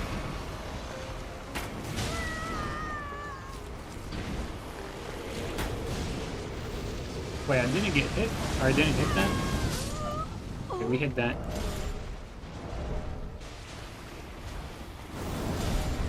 Okay, I was unsure if this was the holster or not. Do you think Dark Souls 3 had the best invasion experience? Yes. Yep. Dark Souls 3 had the best invasion experience. Honestly, I doubt that you'd be able to argue that. You would really hardly argue that, because it, like, Dark Souls 3, like, invasion was basically like its strength. Dark Souls 3 had its issues, like the problem with Dark Souls 3, you know, the many glitches, over leveled, but the weapon balance, the way like you couldn't aggress, you know, passivity was super dominant in Dark Souls 3. Like Dark Souls 3 had its like issues, which actually Elden Ring fixed that. Like Elden Ring, it's way easier to aggress in Elden Ring. And way more like doable and way less punishing than it was in Dark Souls 3. Like in Dark Souls 3 was really like attack first, lose first. Like it was very rare that you were going to be able to be the first one on the offensive and come out on top. If you're talking about two good players on similar levels. With that being said, you know, with Elden Ring, you have so much forward momentum now that sometimes the spacing is a little left behind. And like in Dark Souls 3, like one problem that it had is that after you landed like a running attack, you lost priority with your follow-up attack. Like in a lot of cases, like even like Claymore doing a running attack against a curved sword, like Claymore actually lost the priority. Even if you landed a running attack clean greatsword running attack, and then the curved sword player gets hit clean, but then the curved sword player had priority out of its stun over the greatsword. The hyper armor would not kick in fast enough. It only worked with Gale, and the only way you could have priority was doing the Ash after the running attack. That was the only way you kept priority. But I digress. Like, basically, the problem with Dark Souls 2 was you lost priority after you landed the running, which shouldn't be a thing. You know, you should be rewarded for landing a running. At least in Elden Ring, a lot of weapons do keep priority after the running. Like, you know, with this sight, if I do a running like that, you know, the other guy will hardly, like, be able to attack fast enough. But unfortunately, it's not true for every weapon. And Elden Ring has another issue related to that. It's basically because most weapons do less poise damage on the second swing. You cannot have any aggression after the first R1 instead of the first running attack like Dark Souls 3. Like, it has the same problem in a way, but a little worse because the neutral attacks and the R1s are far more important than the runnings. And so, like, Elden Ring shares that issue, just presented in another form. And also, Elden Ring shares that issue with hyper armor weapons, because the hyper armor startup is so fast that you can just hyper armor attack out of a lot of weapons. And so, aggression is punished, and you don't want that. You want the game to reward aggression, you know? You want to be the guy winning if you're the one who's, like, driving the play. Like, you're the one attacking your opponent. Even if he dodges it, you still want to keep it going, and, you know, you want the game to reward proper aggression, and when you land a hit, you want to get rewarded with the opportunity to get another hit or mix up with another hit. Now, the other guy, what they need to do on the defensive is, if you're someone who's getting hit, then your responsibility is to dodge correctly at the right time. Elden Ring doesn't even force you to dodge. Like, very often, like, you get out of a situation in Elden Ring by simply attacking out of stun. So no need to time a dodge anymore.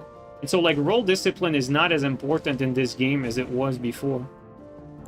And so those are very, very stark differences.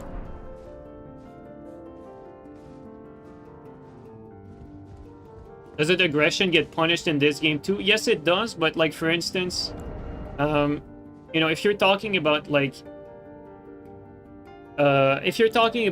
try-hard fights in Dark Souls 3, like, you would be risking a lot if you were, like, let's say, like, you know, because that happened often. A PKCS curved sword mirror fight by two top players. You're going to see some of them, but you're rarely going to see a lot of running attacks, because if the running attack trades with the R1, then the guy who traded with the R1 gets another guaranteed R1 against the running attack. And so the running attack will lose. And then if you do land the running attack clean, you'll be forced to roll afterward, because you guys will both trade on the follow-up. And so you cannot generate a mix-up and aggression from a running attack. And so that was just, you wouldn't do it. Whereas in this game, you know, you can take any weapon you want. Like, you'd have a hard time finding a weapon where you cannot start engaging with the running attack. You know what I mean? So, like, if I play with a sight, you'll see a lot of situation where I'll be attacking with the running attack straight on. And so, like, I'll be rewarded for aggressing with my running attack. Whereas in Dark Souls 3, the play was just with R1s.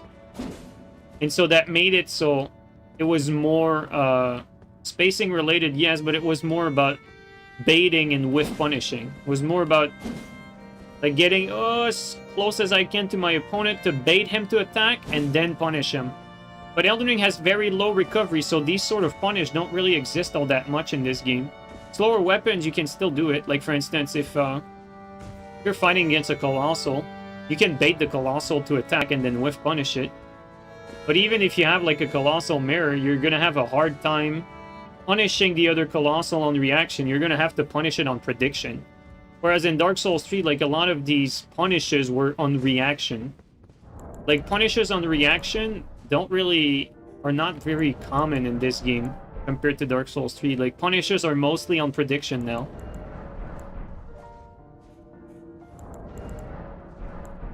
Like, a good example, recently I had some Kestis mirrors. It was taking me, like, much outside of my comfort zone because in a Kestis mirror, the recovery is just so low with this that you can miss as many times as you want, and you're not going to get punished for it. And your opponent can miss as many times as they want to, and you're not going to be able to punish them. And so, it's almost pointless to establish, like, a bait strategy, because even if you bait them, you're not going to have enough time to punish them. And so it's a very, very different dynamic. Whereas in Dark Souls 3, like, if I was going to do a dagger mirror, because Dark Souls 3 dagger mirror kind of played similarly to Kestis, because short range, you know, lots of speed. In a dagger mirror, like, you'd bait the attack and you would be able to reaction punish them afterward, and then you start the aggression from there. You mix up, you know. And so, like, a good strategy and why I was pretty much the best player with daggers is, like, let's say this is my opponent. Like, I'd come up to my opponent and I'd bait like that, and then I'd force them to whiff, because at some point, like, you enter the active range slightly, but you get out right after. And then you punish them after, once they whiff. That was basically, like, my go-to strat. Doesn't work as much in this game, because in this game, like, you can break that neutral with forward momentum with so many weapons, like, you know. Like, try to do that strategy here against a lance, where the lance can just fucking plunge from the other side of the room, like, you know? Like, from the stairs all the way to fucking... you know? Like, you can't really outspace as much, because the forward momentum and how far the attacks travel in this game are just so different and so much greater. So very, very different combat dynamics.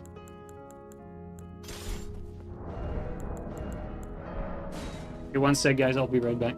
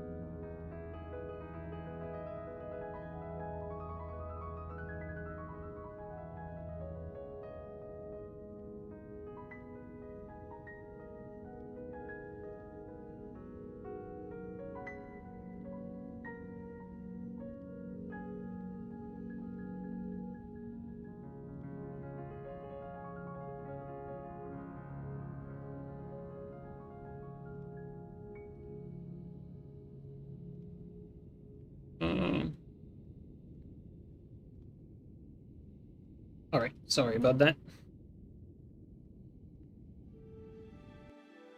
Okay, we are back. Let's do this.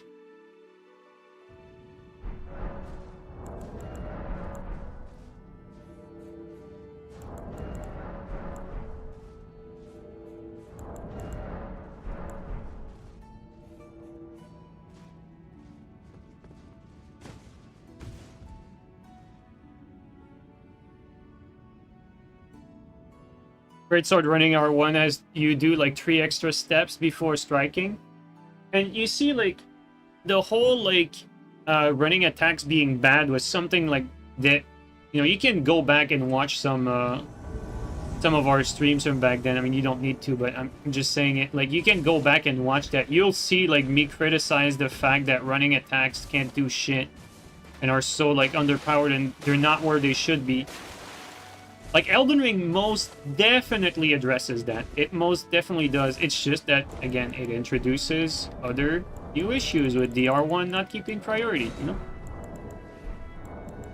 And so, maybe you prefer it one way, maybe you prefer another way. There's not really a better answer here. Like, at this point, you'd have good arguments against both.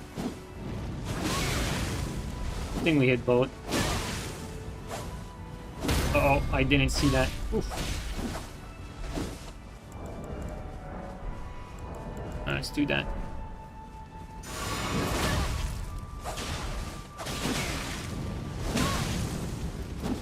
I have to be careful because they do a lot of bleed. Do this. Oh my god.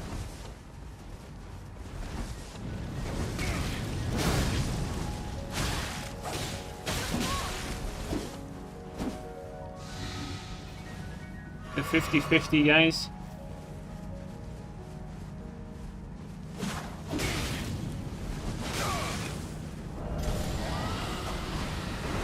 Okay, we trade that.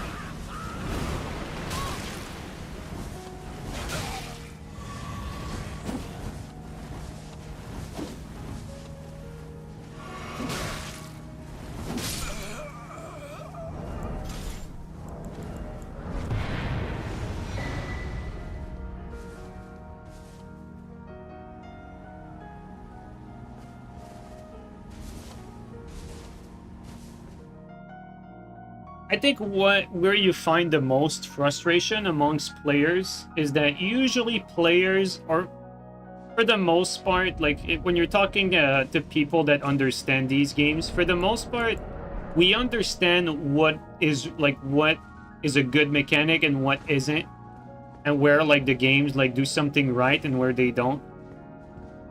I think where a lot of the frustration comes in is we recognize that, but the developers do not recognize it. That's probably where the frustration comes in, because you could have both. Like, you know, you could have a straight-up improvement. It's possible. It's very possible. You can have a straight-up improvement over the previous game in, like, every department. You can have that.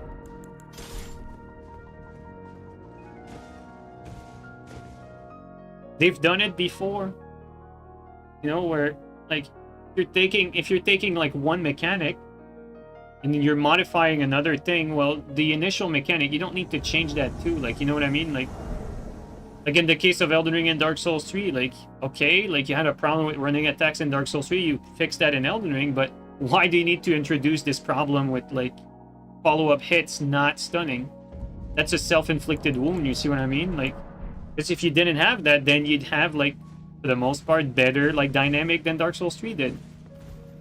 And you mix in that, you know, fix the player limit on top of that.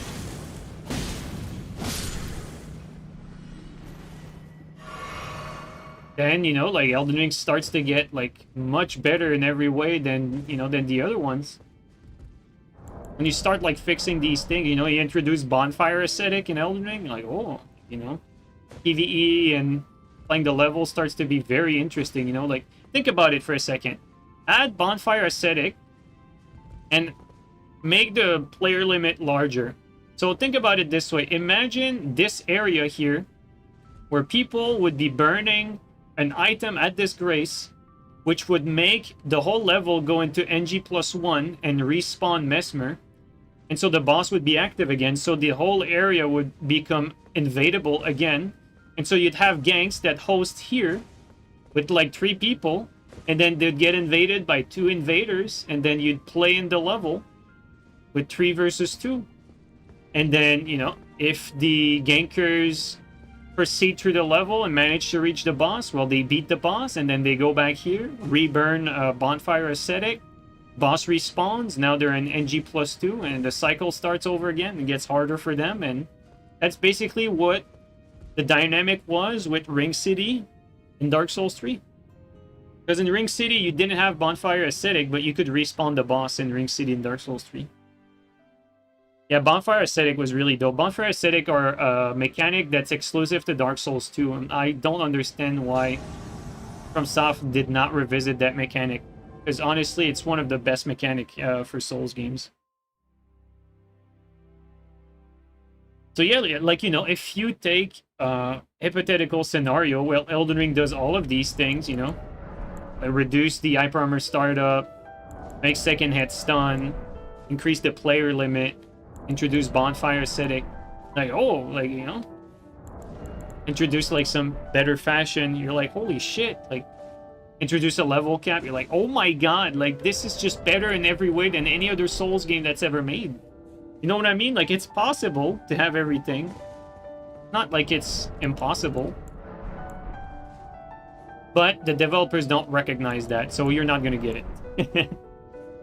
It's just how it is.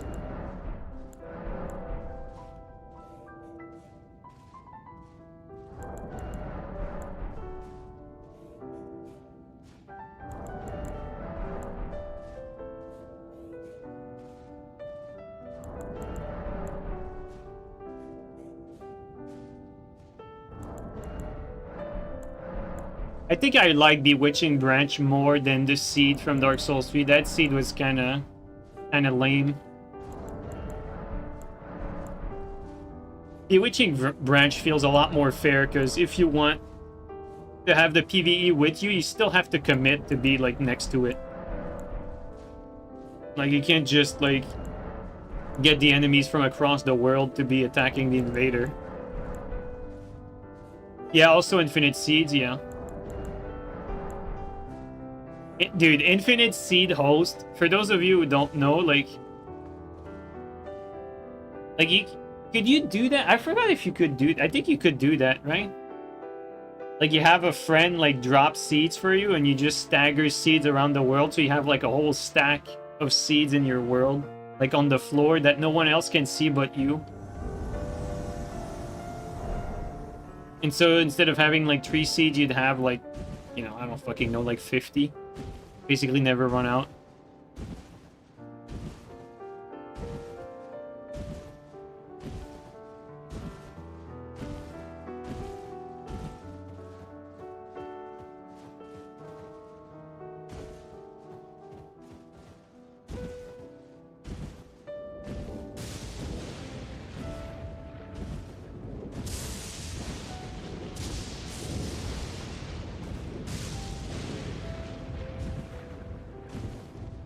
Hey bro, drop your seed for me, please. Yeah, that's probably what they were telling each other.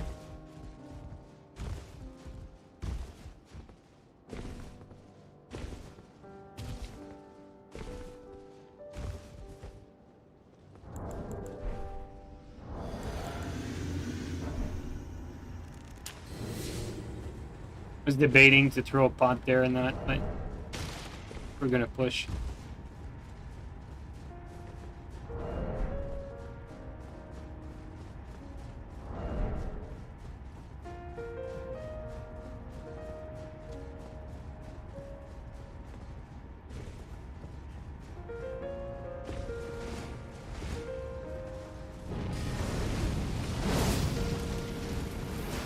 Oh, it's just prevents me from going further. Oh, I didn't even see him. Oh no, he has no HP. No! No, what are you doing? Why do you have so little health? I didn't even do anything. I'm wondering if these people get through the game by just, like, spamming the blood flies. There's no way you get to that area with so little HP as the host, right? No way. To deny me content? Yeah. Reddit 1 again.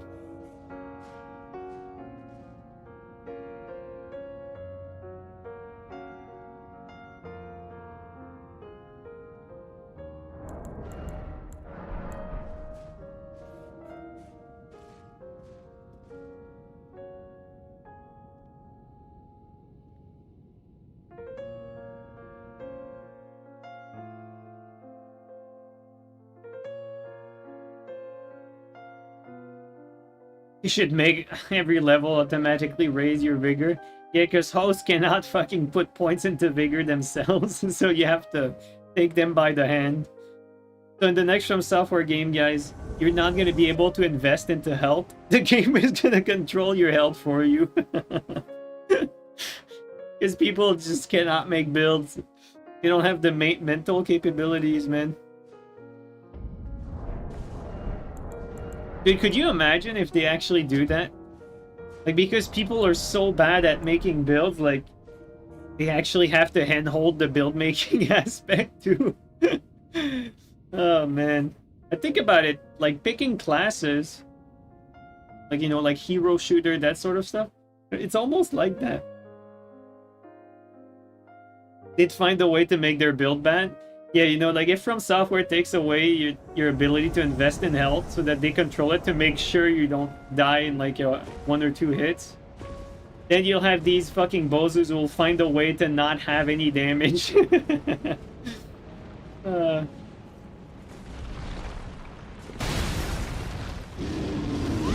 Cool.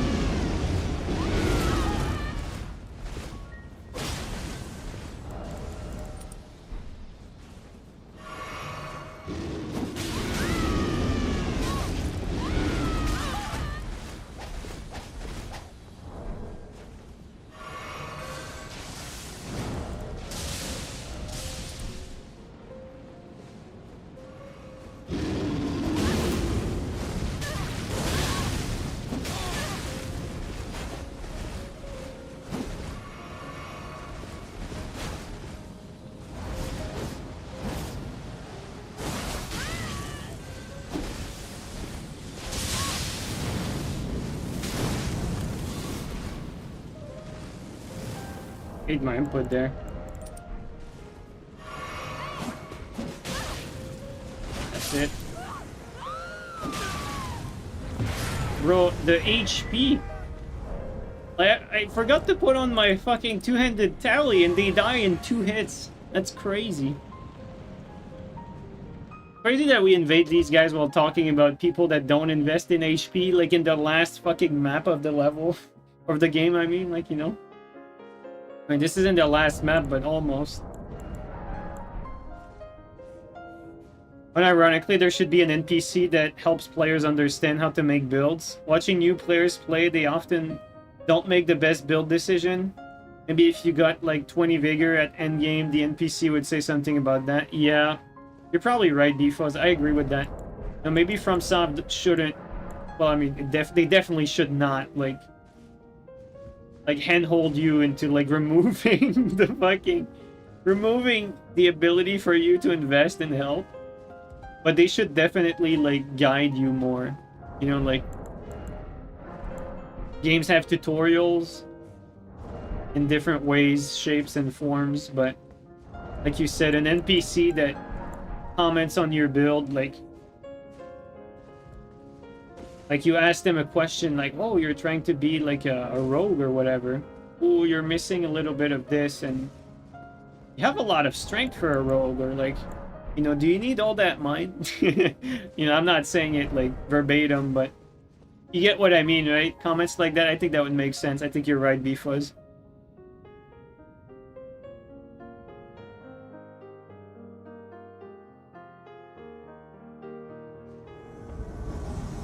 Players don't need to listen to them, but at least it should guide them or guide their decision a little bit.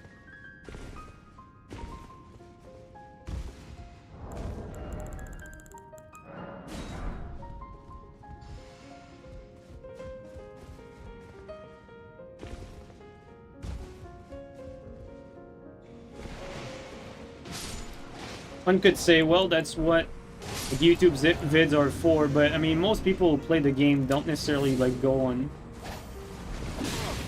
YouTube to do everything.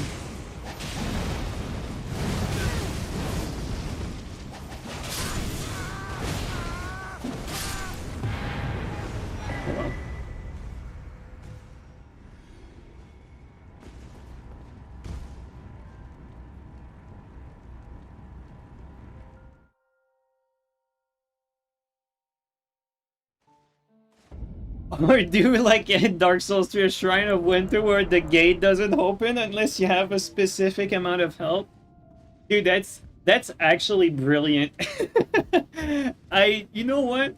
I think that is actually such a funny idea. But the problem with that is, you know, maybe you should also introduce a way like around it, but like for instance, maybe if you have the key or whatever, then you can proceed. Either you have the key or either you have the help. So that at least like speedrunners or people legitimately are good enough and want to beat the game with like no hit and whatnot, they don't need to invest into health to pass checkpoints, you know what I mean? I think you'd still need to think about those people. But I for as far as like casuals are concerned, you know, the general player base, I like the idea. Make a trapdoor that vigor checks you if you live in opens. Oh, dude, that's evil though. Like that's just gonna frustrate players. But I mean, you know how PvEers are. You know, they'll fucking look up where or how to get the key, and they'll still not level up vigor. You know what I mean? So the vigor check won't work. Man.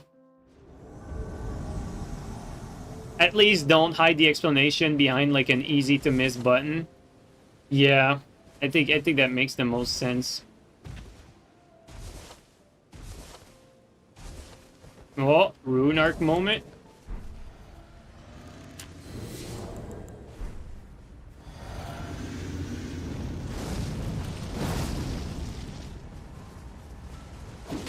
Oh, Rune Arc light roll. And with the fucking with the latency and the lagger legal VHS that is now like very broken. Still.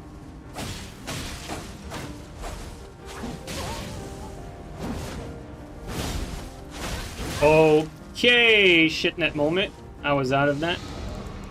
He does not deserve those hits. But we won't talk about it. This guy's net is... Okay, yeah. Oh my god, this guy's net is legitimately ass. Oh my god, dude. This guy's net is actually so dog fucking water. Holy fuck.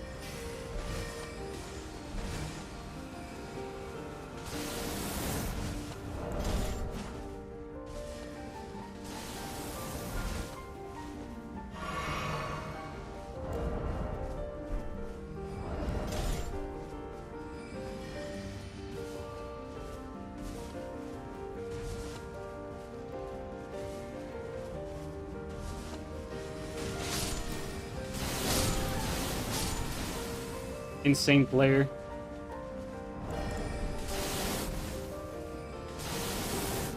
Almost saved my input.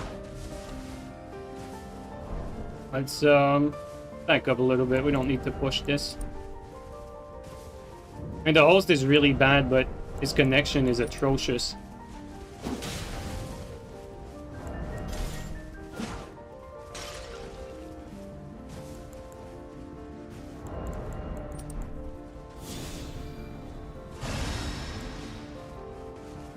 He early hit that. You could be careful to think about the blue as well. I think we should focus on the blue because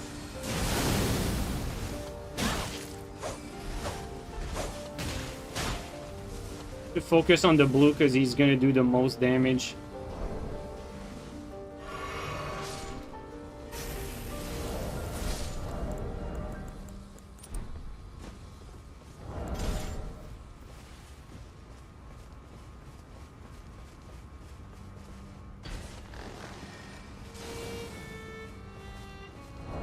These invasions are always so unfortunate. You're just fighting bad players, but you're just fighting the shit net.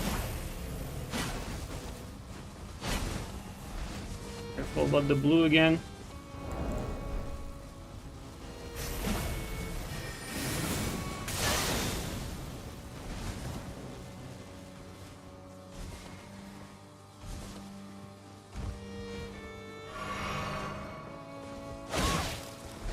My god, this guy's net sucks. Ass cheeks. Holy fuck, dude.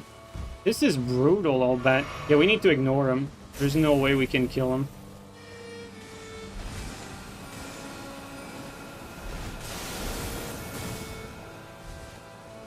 There's no way we can kill him unless we specifically like set up for him. This net is just too bad, like it's unplayable.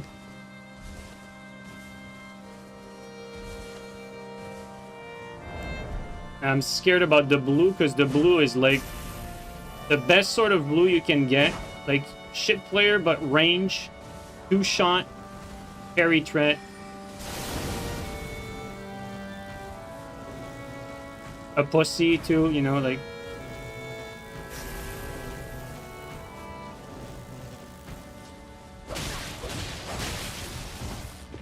Okay, that's amazing. He had no HP.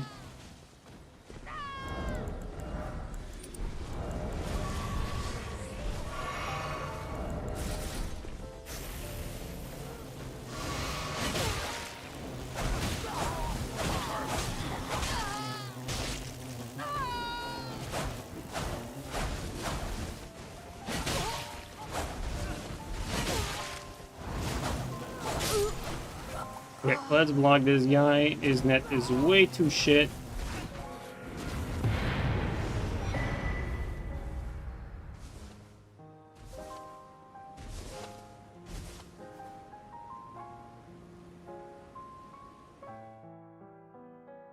I mean, the invasion should have been over at the beginning when we landed the fucking... We landed the harpoon, like... But he took the damage, like, 3 seconds fucking later. So he was able to heal it. We basically won that invasion, like, at the very start, technically. But when the connection is that bad, you can't really do much. Like, doesn't matter how well you play.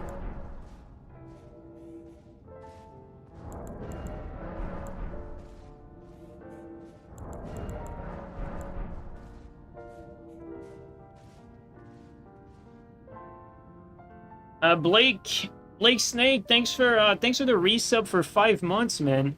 Welcome back. Dude, I missed that from fucking 30 minutes ago. I'm so bad at this. Holy shit. Man, sorry for missing it earlier, though. God damn it. Thank you so much, though. PvEers have no HP in part because of how high you can get the damage. The way these people finish the game is by dying on bosses a bunch of time until they have a good run and gun it down before. That's actually a very solid point. That is very, very, very solid point. Yeah, they basically brute force bosses, and in order to do that, you need damage. Very good point there. I agree.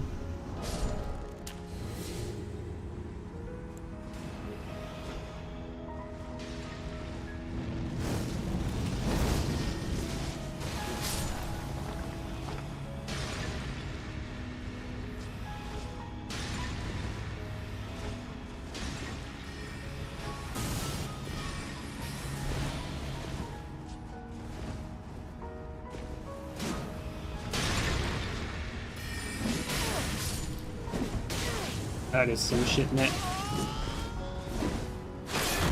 God.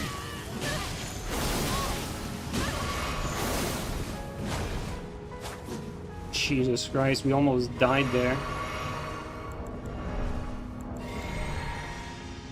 Gonna trade, unfortunately, because these guys net shit.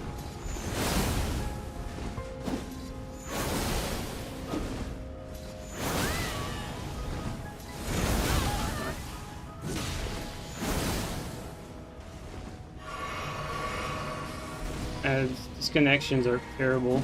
Oh my fucking lord.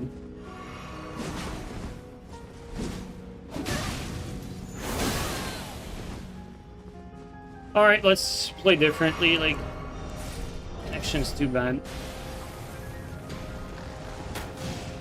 No hit? Okay.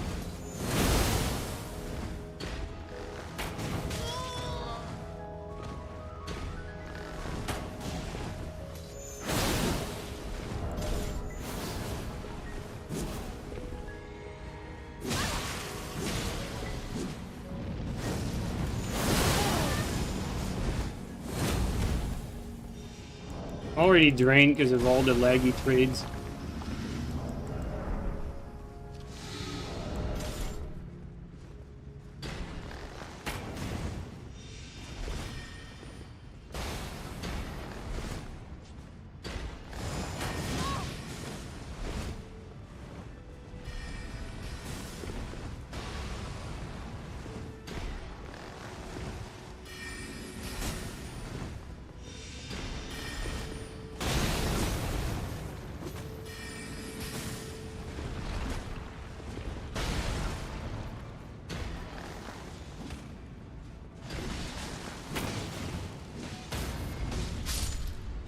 I think we're gonna play patient, even though these guys are completely awful.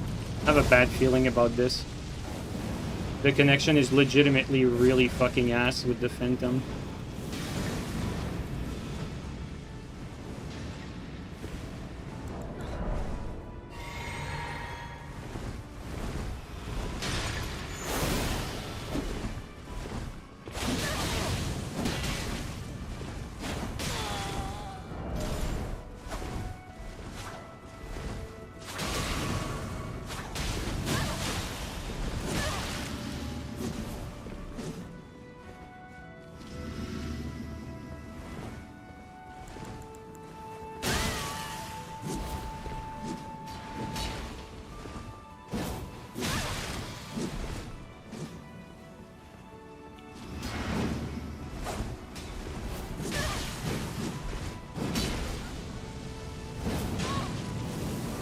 Okay, thank God. Alright, finally. And the fucking DC, bro. This was not a good invasion. And when the net is bad like that, just so ass. A lot of laggy people today. Actually, that's not true. There's only the last two invasions, but...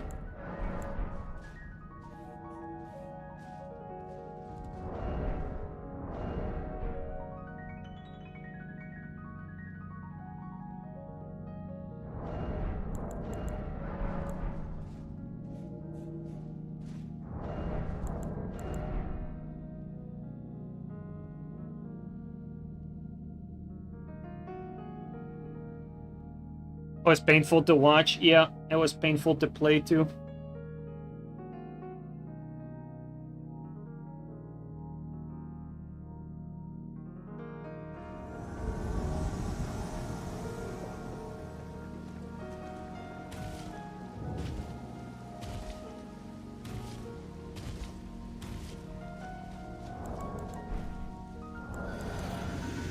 Runark. Another laggy one. Great.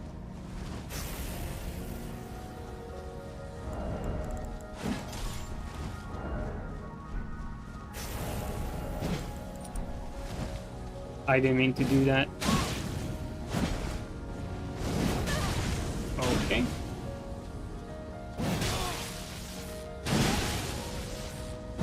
Oh my god, bro. Why is that happening, man?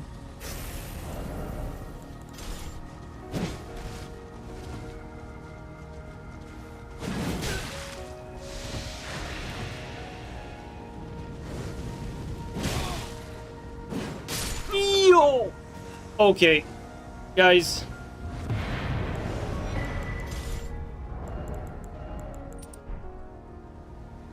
I think it's a sign. I think it's a sign, guys. Like, I think I'm gonna get off. The net is just too shit. Probably just Asian net. Probably, but still. That's painful. Asia hours upon us? What do you mean Asia hours? It's fucking 7:40 p.m. in East Coast, like, NA. That's not Asian hours, that's NA hours. Maybe the laggy one is me. Is the stream lagging? The stream is lagging, it's possible. You know, you're never in full control of your connection, but... oh well.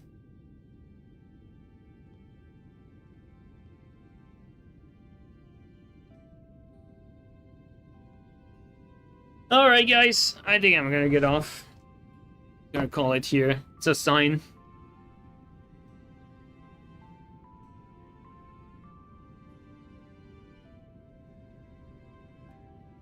Unemployment Asian hours, maybe.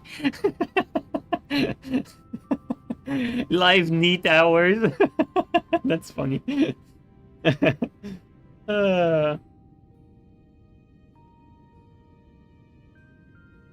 Alright. Let's see who's on right now. Maybe I can find you guys someone perhaps playing Elden Ring. Man, still is playing that fucking mod again. Kinda sad. Oh. The only Elden Ring player anyway. I guess it is a steel raid after all, guys.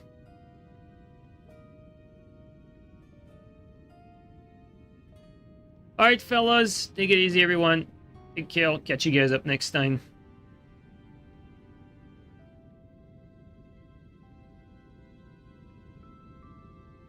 Later, guys.